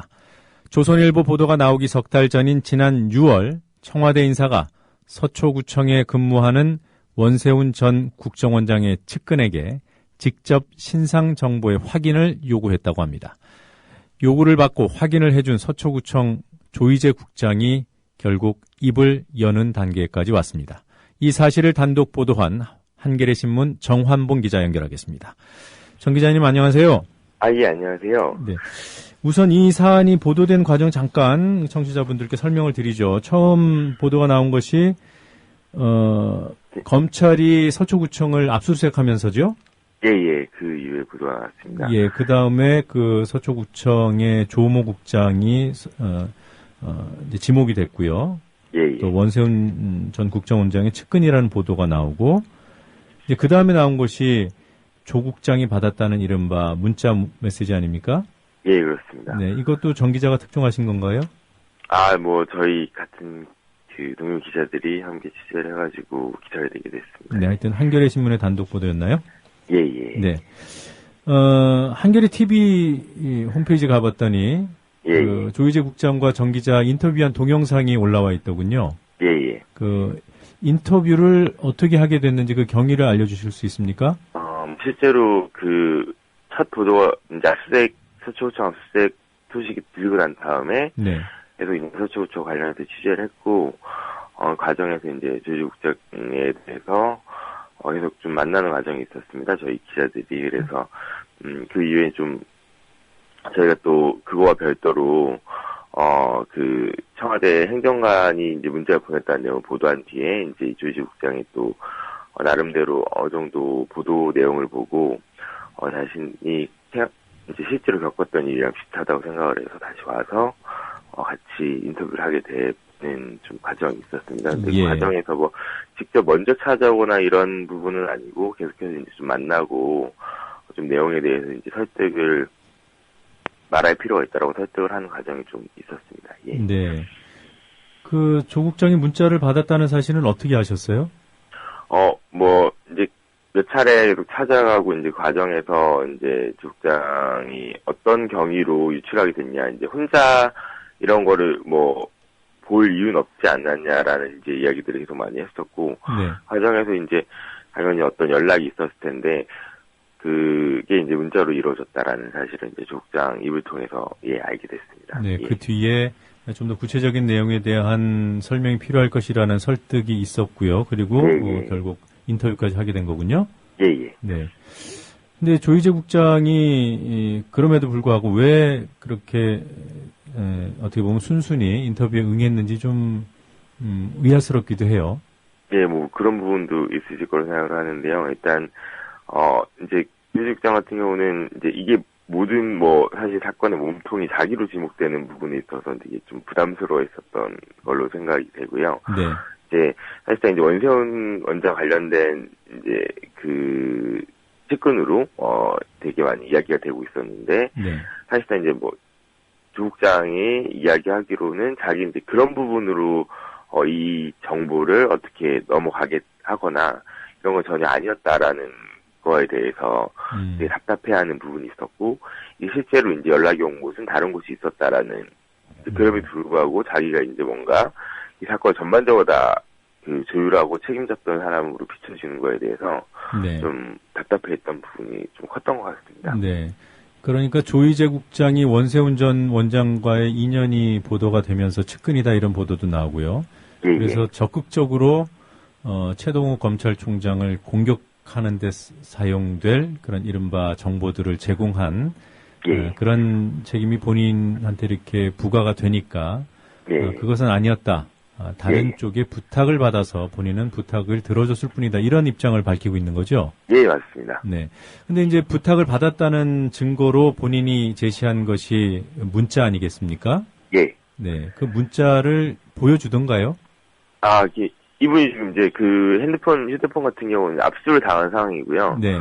예, 압수수색 과정에서 이제 압수를 당했고, 그거는 이제 검찰이 지금 복원 작업을 계속 벌이고 있습니다. 이제 하지만 이제 통화 내역은 남아 있잖아요. 이제 통신사를 통해서 이제 검찰이 이제 압수한 통화 내역을 보면서 이제 검찰 조사 과정에서 어떻게 보면 이제 이분은 처음에는 조희재 국장 같은 경우는 누가 문자를 보냈는지도 기억 못하는 상황이었는데 검찰 조사 과정에서 이 사람이랑 통화하지 않았냐, 이 사람이랑 문자를 보내지 않았냐라는 이제 질의 과정이 있었고, 그 과정에서 이제 기억이 다시 되살아났다고 저희 국정은 지금 얘기를 하고 있습니다. 그래서, 문자를 직접 뭐 보여줄 수 있는 방법은 없었고요. 저희가 이제 만나서 인터뷰를 할 때는, 그때 이제 검찰 조사 받으면서 기억했던 부분이랑 통화 내역, 이제 그리고 문자 내역을 보면 이제 다시 떠올리면서 이제 이야기를 해줬던 부분이 있고, 실제로 이제 문자를 복원하고 이제 이런 부분은 검찰에서 지금 진행되고 있는 것으로 알고 있습니다. 네. 그 인터뷰 내용을 들어보면요, 조희재 국장이 자신이 문자 메시지를 받은 시점을 정확하게 말을 하더군요. 구체적으로요. 그러니까 6월 11일. 그러니까 이때가, 국정원 대선 개입 사건과 관련해서 이제 첫 기소, 원세훈 전 국정원장에 대한 기소가 이루어지기 사흘 전 아닙니까? 네, 맞습니다. 그리고 또 그날은 공교롭게도 당시 총장이, 검찰총장이 입장을 발표했던 바로 그날이고요. 예. 그리고 그 기자회견 입장 발표가 나온 1시간쯤 뒤에 문자 메시지를 받았다는 거죠? 예, 그렇습니다. 청와대로부터. 예. 근데 그 시점까지 어떻게 정확하게 말을 할 수 있는 거죠? 그거는 이제 그 검찰 조사 과정에서 언제 문자를 받았는지를 스스로 확인을 했기 때문에 그 시간에 대해서는 이제 기억을 하고 있었습니다. 예. 네.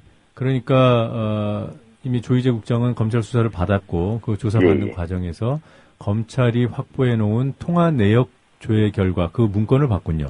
예, 그렇죠. 이제 거기에 대해서 이제 왜 이 시간에 문자를 보낸 내역이 있는데 왜 문자를 보냈냐 이제 이런 좀 그 조사 과정이 있었고 이 과정에서 이제 통화 내역이 이제 언제 문자를 주고 받았는지 이런 거에 대해서 이제 좀 검찰이 가지고 있는 자료를 자기도 이제 듣고 그 과정에서 이제 맞춰서 이제 또 진술을 하게 됐고 이제 그런 과정에서 이제 좀 자기가 그 조행정관하고 통화했던 내역은 아니고 이제 문자를 주고받았던 내역과 이 시각들을 확인을 스스로 하게 된 상황입니다. 예. 네, 그러니까 검찰 입장에서는 통화 내역은 확인을 한 거예요, 그렇죠? 예, 그렇죠. 누구와 몇 번의 문자를 받았는지는 확인을 했고, 다만 그 내용이 무엇인지는 현재 복원 작업이 진행 중이라는 거죠. 예, 검찰이 지금 벌써 복원을 했을 수도 있고요. 이제 그 부분에 대해서 이제 좀 확인은 이제 진행 중에 있습니다. 예. 지금이 12월이니까 6개월 전이잖아요. 네, 그렇습니다. 통상 6개월 전에 문자 내용까지 복원이 가능한 상황인가요? 이제 이게 이제 통화했던 이제 흔적들을 기록하는 섹터랑 그 문자를 기록하는 섹터가 좀 다르게 이제 스마트폰에는 있다고 합니다. 예, 그런데 이제 이게 좀 오래된 3개월까지는 이제 원활하게 복구가 되는데 6개월까지 되는 부분에서는 복구가 좀 어려운 부분이 있지만 이제 그래도 가능성이 아예 없는 건 아니라고 알고 있습니다. 그리고 꼭 이제 문자는 복원이 안 되더라도 당시에 문자 왔던 흔적들 그리고 조 국장의 진술이 있으면은 그 조행정관의 이제 그 문제를 입증하는 데는 크게 무리는 없다고 알고 있습니다. 예. 네. 자, 여기서 잠깐 그 조희재 국장의 발언 내용을 좀 직접 들었으면 좋겠는데요. 정한봉 기자하고 인터뷰했던 내용 중에 일부를 잠시 듣고 진행을 하도록 하겠습니다. 예. 11월 27일일 거예요, 아마. 27일 날 검찰에 가서 조사를 받는 과정에서도 저는 계속 통한 것만 생각하고 이제, 조사를 받았습니다. 그러다 나중에 이제, 검사님이, 문자 하면서 이제 조이를 이제 이야기를 하더라. 보니까, 그때 바로 생각나는 거야. 나 이제 살았다. 문자를 주고받았으면 요즘 문자 다 복원되니까 이거는 100% 되는 거니까 나는 이제 살았다면서 막 눈물이 날 것 같았어요. 그래서, 정말 이제 나 살았구나. 이런 생각을 했습니다. 예. 그러면은 조영 씨가 지금 자기랑 아무 관련 없다라고 얘기하는 건 거짓말이라고. 그렇죠. 그거는 이제 문자만 복원하면은, 그렇지 않습니까? 그건 내가 거짓말한지, 그 사람이 거짓말한지, 그거는 만찬에 드러나지 않습니까? 일단 그때 문자가 조영 씨한테 온 게 몇 시인지는 정확하게 기억을 하시네요. 이번에 이제 제가 진짜 솔직히 하면 그때 통화한 건지 문자 주고받는지도 모르는데 어떻게 기억합니까?만은 이번에 이제 검찰에서 조사 받을 때 보니까 문자 메시지로 16시 40분경인가 하여튼 해서 첫 번째인가 16시 40분 같아요. 그리고 한 50분 17시 해가지고 서로 이제 지 두 분, 내 두 분 주고받은 그런 게 거의 1시간 안에 내 통화가 그렇죠. 1시간 안에 다 정된 거죠. 네, 정 기자님. 예. 자, 서초구청의 관련자들 이름이 일단 이제 세 분이 거론이 되고 있어요. 예. 조희재 국장이 있고 또 임모 과장이 있고요. 그리고 또 조회를 직접 한 김모 팀장이 있잖아요. 예, 맞습니다. 네. 이 세 분의 관계는 어떻습니까?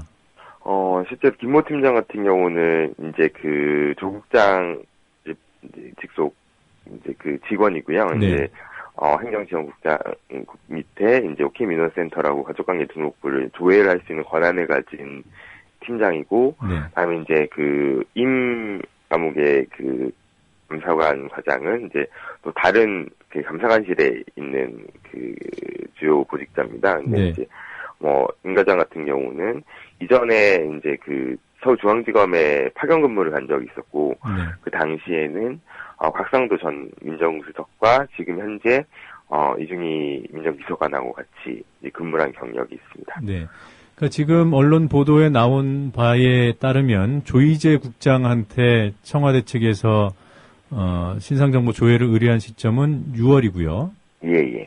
그리고 지금 말한 감사관 그 임모 과장, 예. 이분한테 그 민정 쪽에서 그러니까 그 곽상도 그때는 아니군요. 그 당시엔 그때는 아니고요. 그러니까 조선일보 보도가 나온 이후 9월 달에 9월에 임모 과장한테 청와대가 공식적으로 조회를 부탁한 거죠.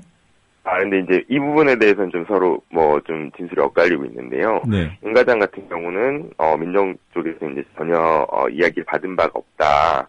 그 조회를 요청을 받은 바가 없다. 그건 이제 모두 오케이 민원센터로 직접 아마 갔을 것이다라고 얘기를 하고 있는데, 저희가 또 취재하는 과정에서는 이제 물론 이제 당연히 공문은 감사과에서 바로 나가는 게 아니기 때문에 이제 그 가족관계 등록부를 검색하는 거는 저희가 취재한 바로 이제 임 과장을 통해서 그때 토요일이었거든요. 조선일보 보도가 금요일에 나왔고 9월 6일 금요일에 나왔고, 그 청와대에서 이제 그 세 군의 가족관계 등록부를 요청했던 게 9월 7일 토요일이었기 때문에 토요일에서는 이제 서초구청하고 금천구청이 이제 두 군데가 토요일에도 이제 근무를 하긴 합니다. 근무를 하긴 하지만 정식으로 공문을 접수하거나 이런 건 아니기 때문에 좀 그 실제로 민정 쪽에서 이제 아는 사람인 임 과장을 통해서 요청을 했었던 거라고 저희가 이제 취재를 하기도 했지만, 이 부분에 대해서는 이제 그 임 과장은 부인을 하고 있습니다. 네.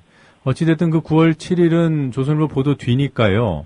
그 9월 그 당시에 이정현 홍보수석이 브리핑한 내용, 우리는 조선일보가 보도 나온 뒤에 이것을 알았고 사후 확인을 했을 뿐이다. 이 부분은 이제 맞아 떨어지는 거고요.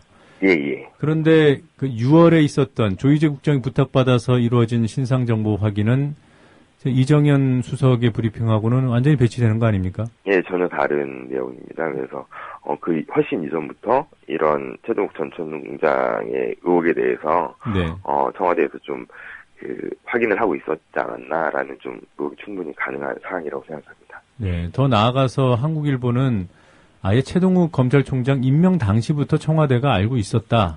그랬는데 그 당시에는 묵인하다가 이 국정원 사건 때문에 갈등 구조가 생기니까 그때 이제 카드로 쓴 것이 아니냐, 이런 보도를 했는데요. 이 부분에 대해서 혹시 확인이 됐습니까? 저희가 또 그 부분에 대해서 이제 확인을 따로 한 부분은 없고요. 하지만 충분히 그 정도 추정이 가능할 거라고 생각을 하고, 특히나 이제 좀 주목할 만한 게 그 당시 지금 현재 그 조 국장이 문자 메시지를 받은 사람이라고 지목된 이제 조행정관, 청와대 조행정관 있지 않습니까?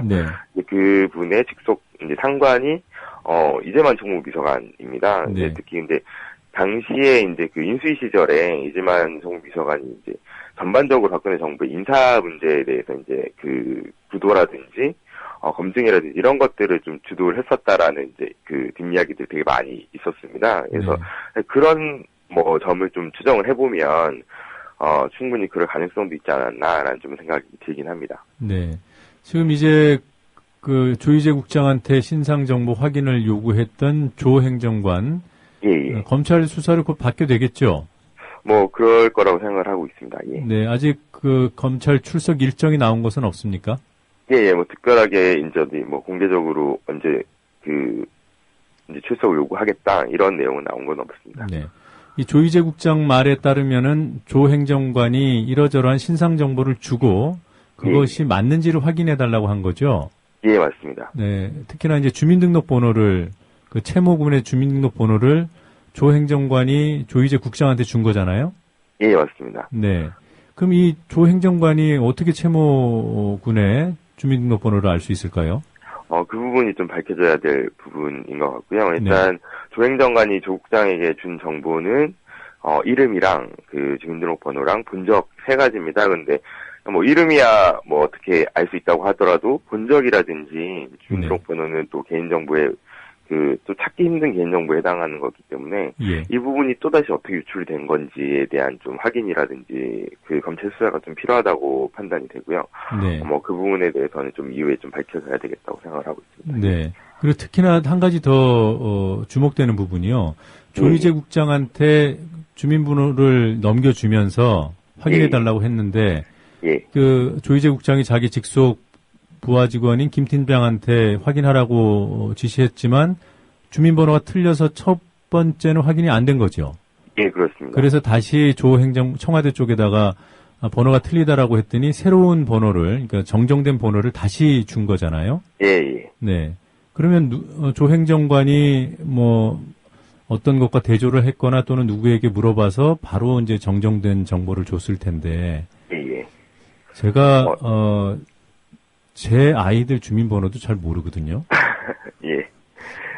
그러니까 제가 듣기로는 이제 조행정관 같은 경우는 처음에 왔던 번호랑 두 번째 왔던 번호가 이제 그 조행정관이 준 번호가 한 글자만 차이가 있었다고 합니다. 이게 생년월일 중에 한 글자만. 그래가지고 이제 나중에 이제 받은 번호로 조회를 하니까 이제 됐다고 이야기를 했었고, 처음에 이게 뭐 3가지가 서로 정보가 이름, 주민등록번호, 본적이 일치해야지 제대로 정보가 뜨는데, 처음 왔을 때는 그 주민등록번호 이제 숫자 중에서 한 글자가, 생년월일 부분에 한 글자가 잘못 썼던 게 기억이 난다라고 이제 이야기를 했습니다. 예. 네. 가족관계 등록부는 본적까지 찍어야지 나오는 건가요? 근데 본적까지 찍어야 나오는 건 아니지만, 이게 이제 교차대 중복 검색되는 거를 최대한 이제 막기 위해서는 본적이 있는 게 가장 좋다고 이야기를 하고 있습니다. 그러면 바로 한 명만 특정돼서 나올 수 있는 그런 그 정보를 확인할 수 있다고 얘기를 들었습니다. 예. 아무튼 일단 그 조 행정관에 대한 검찰 조사 그 결과를 좀 지켜보면 조금 더 명확한 그림을 볼 수 있을 것 같군요. 예, 그렇습니다. 네, 앞으로도 취재해서 좀 좋은 기사 소개해 주시기 바랍니다. 네, 감사합니다. 네, 고맙습니다. 한겨레신문 정환봉 기자였습니다. 국민TV 라디오를 지지해 주시는 방법. 팟빵 홈페이지에서 총 4가지를 클릭해 주세요. 다운로드하기, 별점 주기, 구독하기, 댓글 달기. 기억하셨죠? 다운로드하기, 별점 주기, 구독하기, 댓글 달기. 더 좋은 방송을 위한 최고의 응원. 다운로드하기, 별점 주기, 구독하기, 댓글 달기.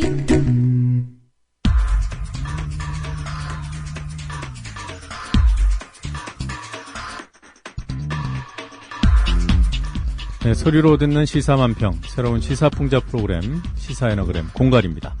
정치인의 발언을 구성하는 음절들 순서만 바꿔서 풍자가 담긴 새로운 문장을 만들어냅니다. 깜냥이 안 되는 장관 후보자를 내정한 것이 청문회 과정에서 속속들이 드러났는데도 박근혜 대통령은 임명을 강행했습니다. 심지어는 경색된 정국을 풀어보겠다고 여야 대표가 협상을 벌이는 와중에 임명을 강행했습니다. 그럼에도 불구하고 새누리당은 당연한 일이라며 환영 논평을 냈습니다. 오늘 공갈통에 집어넣을 새누리당 유일효 대변인의 논평 들어보시겠습니다. 임명권자로서의 적절한 또 당연한 결정으로 존중되어야 합니다. 여당에서 이런 반응이 나오는 것이 어찌 보면 당연할 수도 있겠습니다. 그러나 민주당의 반응은 의외입니다. 겉으로는 대통령의 인사를 강하게 비판했지만 대통령으로부터 대놓고 무시를 당한 바로 다음 날 여당과 국회 정상화에 합의했습니다. 국가기관 대선 개입에 대한 특검 요구를 협상 유지 정도로 유보시켜두고 여야가 5대5로 구성되는 국정원 개혁특위를 관철시키는 선에서 타협을 본 것입니다. 이에 대한 공갈통의 입장은 싸늘합니다. 새누리당 논평을 구성하는 음절들로만 만들어진 애너그램 문장, 한 음절도 빼거나 보태지 않고 만든 문장 들어보시겠습니다. 의당 또 연합한다. 한인명권자로서 존중되니 결정적 야로 쩔어. 결정적 야로. 팽팽한 긴장감 속에서 차선 내지는 차악을 선택해야 하는 정치 현실에 비춰볼 때 야속하게 들릴 수도 있겠죠. 그러나 새누리당이 특위나 청문회, 심지어 국정조사까지 던져주고 뭉치다가 위기를 은근슬쩍 넘긴 일이 어디 한두 번이었습니까? 물론 평가는 특위의 성과 그리고 향후 특검 관철 여부에 따라 달라질 수밖에 없습니다. 결정적 야로가 아니었음을 민주당이 입증해 주기를 기대하면서 원문과 애너그램 문장 다시 한번 들어보겠습니다. 시사 애너그램 공갈이었습니다. 임명권자로서의 적절한 또 당연한 결정으로 존중되어야 합니다. 의당 또 연합한다. 한인명권자로서 존중되니 결정적 야로 쩔어.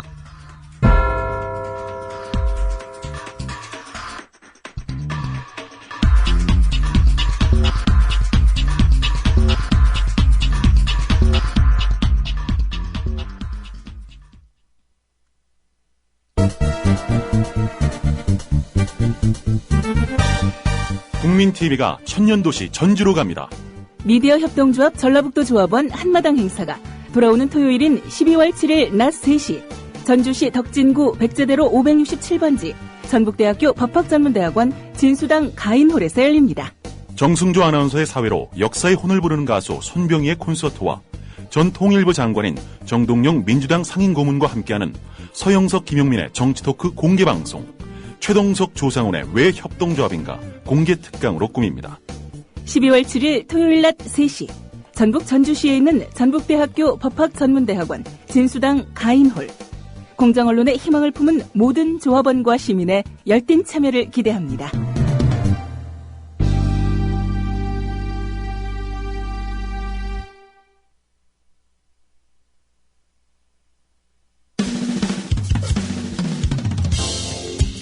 지금 여러분께서는 YTN 해직기자 노정면이 진행하는 국민TV 라디오 노정면의 뉴스바를 듣고 계십니다. 네, 오보의 역사 시간입니다. 오늘은 사람의 생사에 관한 오보를 정리해 보겠습니다. 기자협회보 장우성 기자 나와 계십니다. 안녕하세요. 안녕하세요. 먼저 이미 숨져 있는 분인데 살아있다고 잘못 보도한 사례부터 소개해 주실까요? 예, 이라크 선교활동 중에 그 무장 세력에 처참하게 살해됐던 그 김선일 씨 사건 기억하실 겁니다. 네. 예. 그 2004년 6월 23일자인데요. 이때 국내 대부분의 신문들은 일면 톱 기사로 이라크 무장 세력에 납치된 김선일 씨가 생존해 있다고 보도했습니다. 당시에는 김선일 씨의 생존 여부가 전 국민적 관심사였죠. 네. 그래서 이런 언론 보도들은 상당히 기대감을 갖게 했었는데요.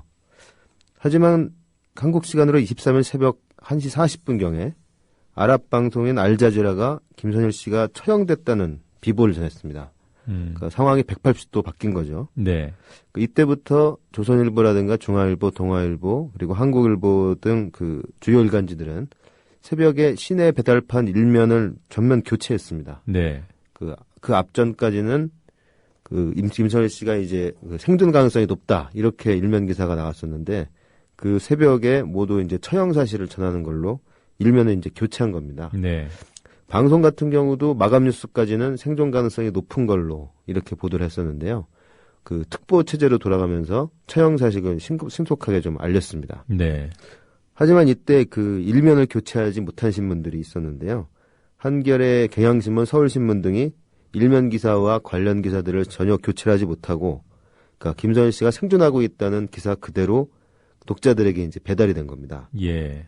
그 한겨레 같은 경우를 보면은 그 원래 첫 판에는 김선일 씨가 살아있는 듯하다 이런 제목을 뽑았다가 나중에 판을 바꾸면서 오히려 사망했다. 아니 생존하고 있다. 네. 생존하고 있다. 이렇게 단정적으로 제목을 바꾸기도 해서요. 결과적으로는 그 의도치 않은 대형 오보를 치른 셈이 됐습니다. 그래서 한겨레의 경우는 당시에 그 책임선에 있던 간부 2명에게 징계를 내리기도 했는데요. 한겨레 안팎에서는 당시에 그 긴급 상황에서의 어떤 보고 체계라든가 그리고 제작 환경의 문제 이런 문제 제기들이 많이 제기됐던 걸로 기억되고 있습니다. 네, 제작 환경이라 하면 이게 신문이라는 거는 방송처럼 그때그때 바꿀 수 있는 건 아니니까 찍어내야 그렇죠. 되는 거니까. 예. 윤전기를 세워야 되니까요. 네. 그 신문 같은 경우는. 그리고 이제 배달망도 문제가 있어요. 배달망도 문제가 있고 그리고 그 새벽 시간에 교체가 가능한지 뭐 이런 여러 가지 좀 복잡한 문제들이 있습니다. 그래서 뭐 조금 부연 설명을 드리자면 보통 신문들은 그 한 번 찍어서 내는 것이 아니라 그 예를 들어서 가판이라고 부르는 것을 처음에 내고 계속 이렇게 그 기자들 말로 속된 말로 판가리를 하거든요. 앞판에 이제 계속 내다가 뭐 조선일보라든가 이렇게 좀 여유가 있는 신문사들은 뭐 새벽 2시, 3시까지도 이렇게 찍어낼 수 있는 여력이 있는데 좀 그 중소규모의 신문사들은 그런 문제들이 어떤 기계상으로나 네. 금전적으로나 조금 어려운 측면이 있는 건 사실이죠. 네, 그럼에도 불구하고 뭐 오보의 책임을 면하기는 어려운 거고요. 맞습니다.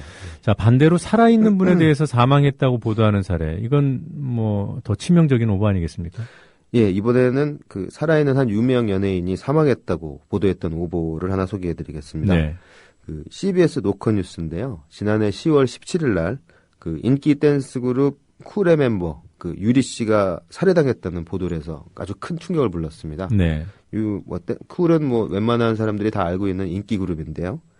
그 노컷뉴스는 이날 오전 7시경에 아침에 그 유리 씨의 사망을 알리는 속보를 일보로 제일 먼저 전했습니다.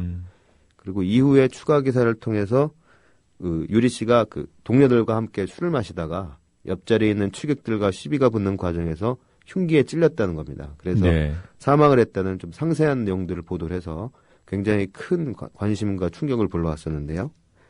하지만 사망자는 유리 씨가 아닌 것으로 곧 밝혀졌습니다. 그 해당 그 소속사에서도 이 기사를 보고 깜짝 놀라서 유리 씨와 통화를 시도했는데 집에 있었다는 겁니다.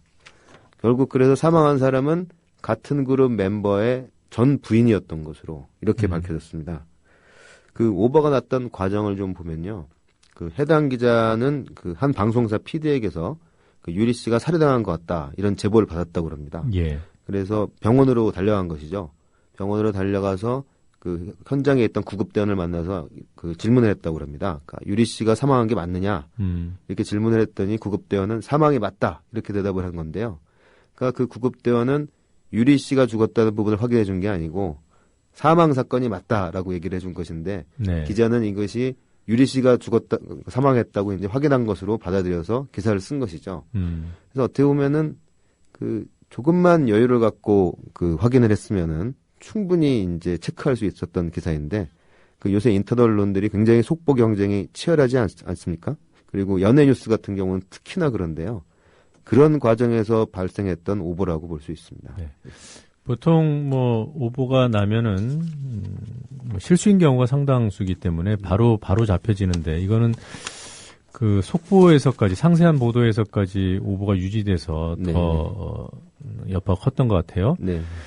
이게 뭐 사망자의 이름, 직함 이게 좀 비슷한 경우가 있잖아요. 네, 그런 맞습니다. 경우에는 사실 기자가 조금 더 상세히 취재를 하면 피할 수 있는 것들인데 뭐 이런 사례가 종종 있더군요. 네, 맞습니다.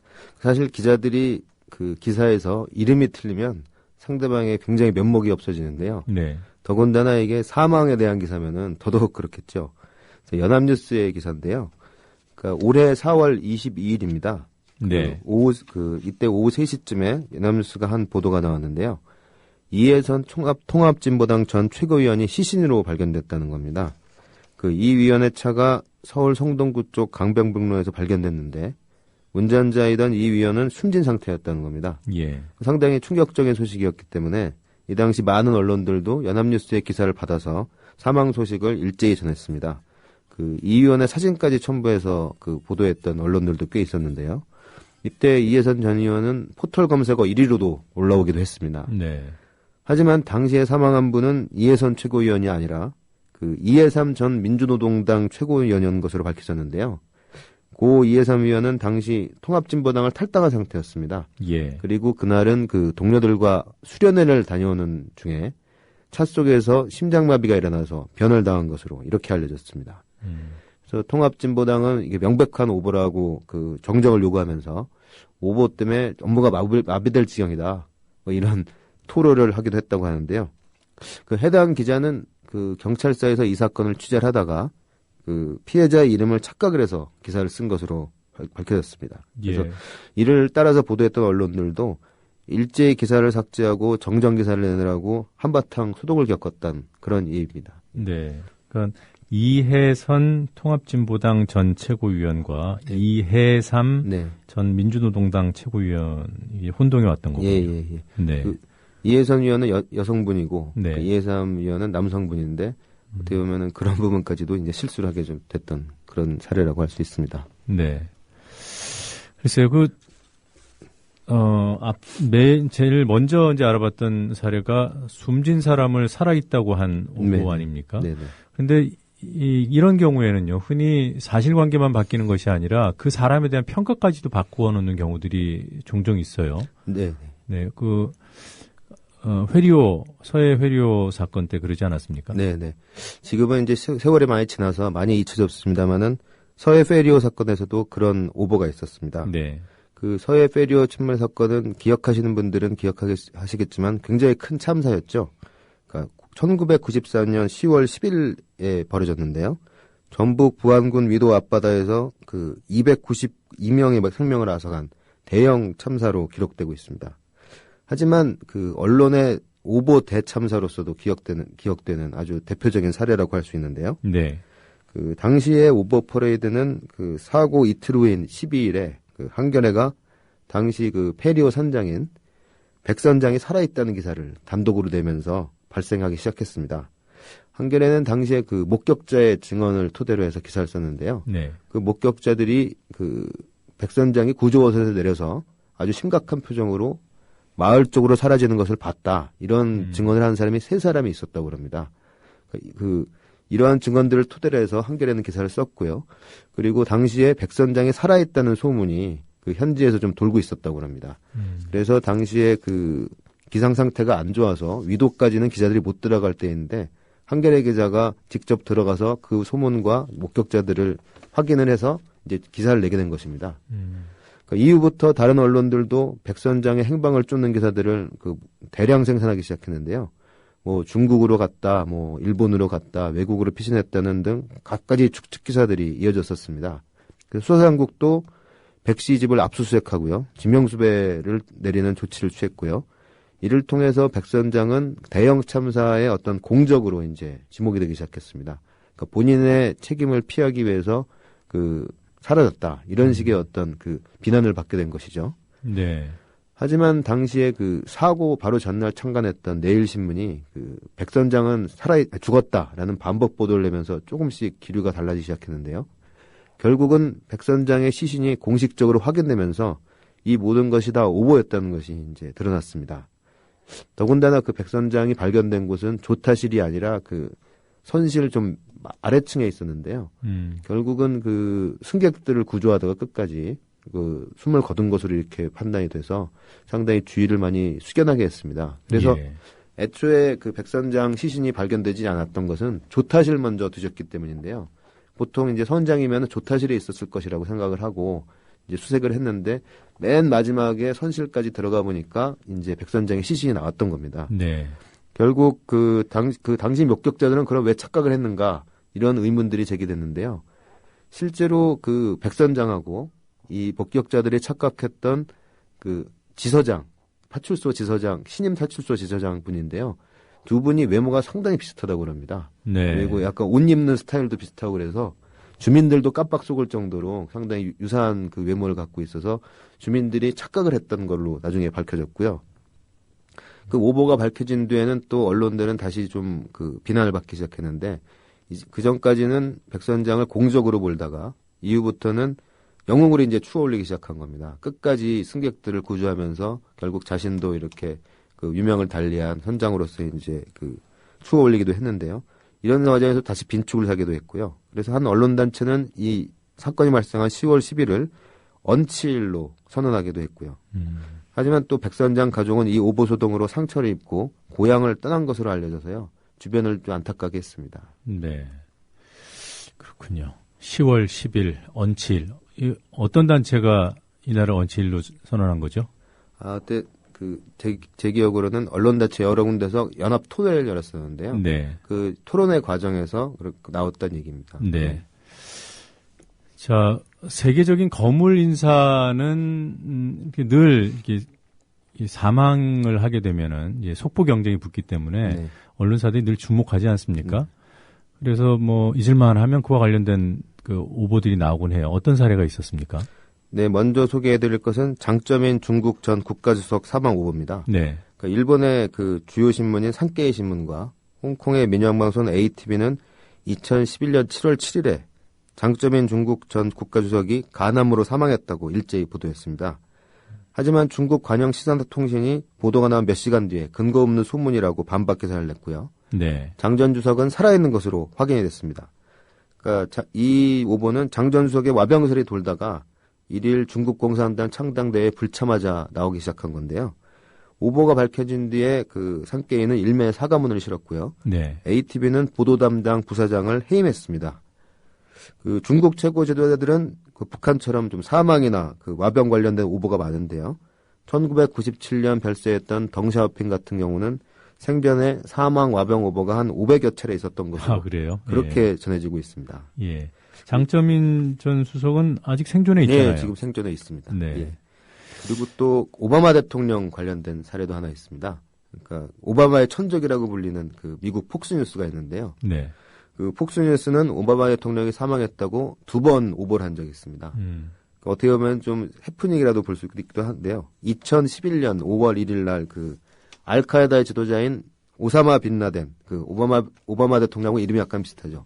오사마 빈 라덴이 미 해병대에 사살됐었는데요. 예. 당시 폭스뉴스는 이 뉴스를 긴급하게 전달하는 과정에서 그 폭스뉴스 워싱턴 방송의 윌 토마스 앵커가 오바마가 죽었다라고 보도를 그 코멘트를 한 겁니다. 네. 그 당시 자막에도 오바마 빈 라덴이 사망했다고 자막이 같이 나갔습니다. 그러면 그 오사마 빈 라덴을 그 그, 오바마로 그러니까 말 실수를 한 거네요. 그러면 네, 말 실수를 한 것이죠. 사는 빈 라덴이 죽었다라는 걸 전달하는데 오사마가 아니라 오바마라고 한 거군요. 네. 그러니까 오바마 대통령 원래 본명이 오바마 후세인 버락 후세인 오바마지 않습니까? 네. 그래서 좀 그 예전부터 좀 이렇게 빗대서 오바마 대통령을 좀 싫어하는 사람들은 빗대서 아랍 어떤 무장 세력하고 비교하기도 했는데요. 그래서 이후에 미국 그 뭐 SNS상이라든가 이런 데서도 폭스뉴스에 진심이 나온 것이 아니냐 뭐 이런 좀 비아냥도 있었다고 그럽니다. 네. 그리고 그 이후에 2달 이후에도 또 오바마 대통령이 사망했다는 오보가 또 하나 있었는데요.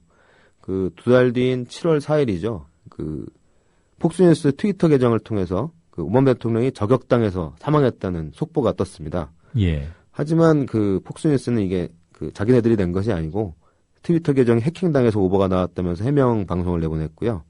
당시에 오바마 대통령은 독립기념일을 맞아서 가족과 함께 휴가를 휴가 중이었던 것으로 그렇게 밝혀졌습니다. 네.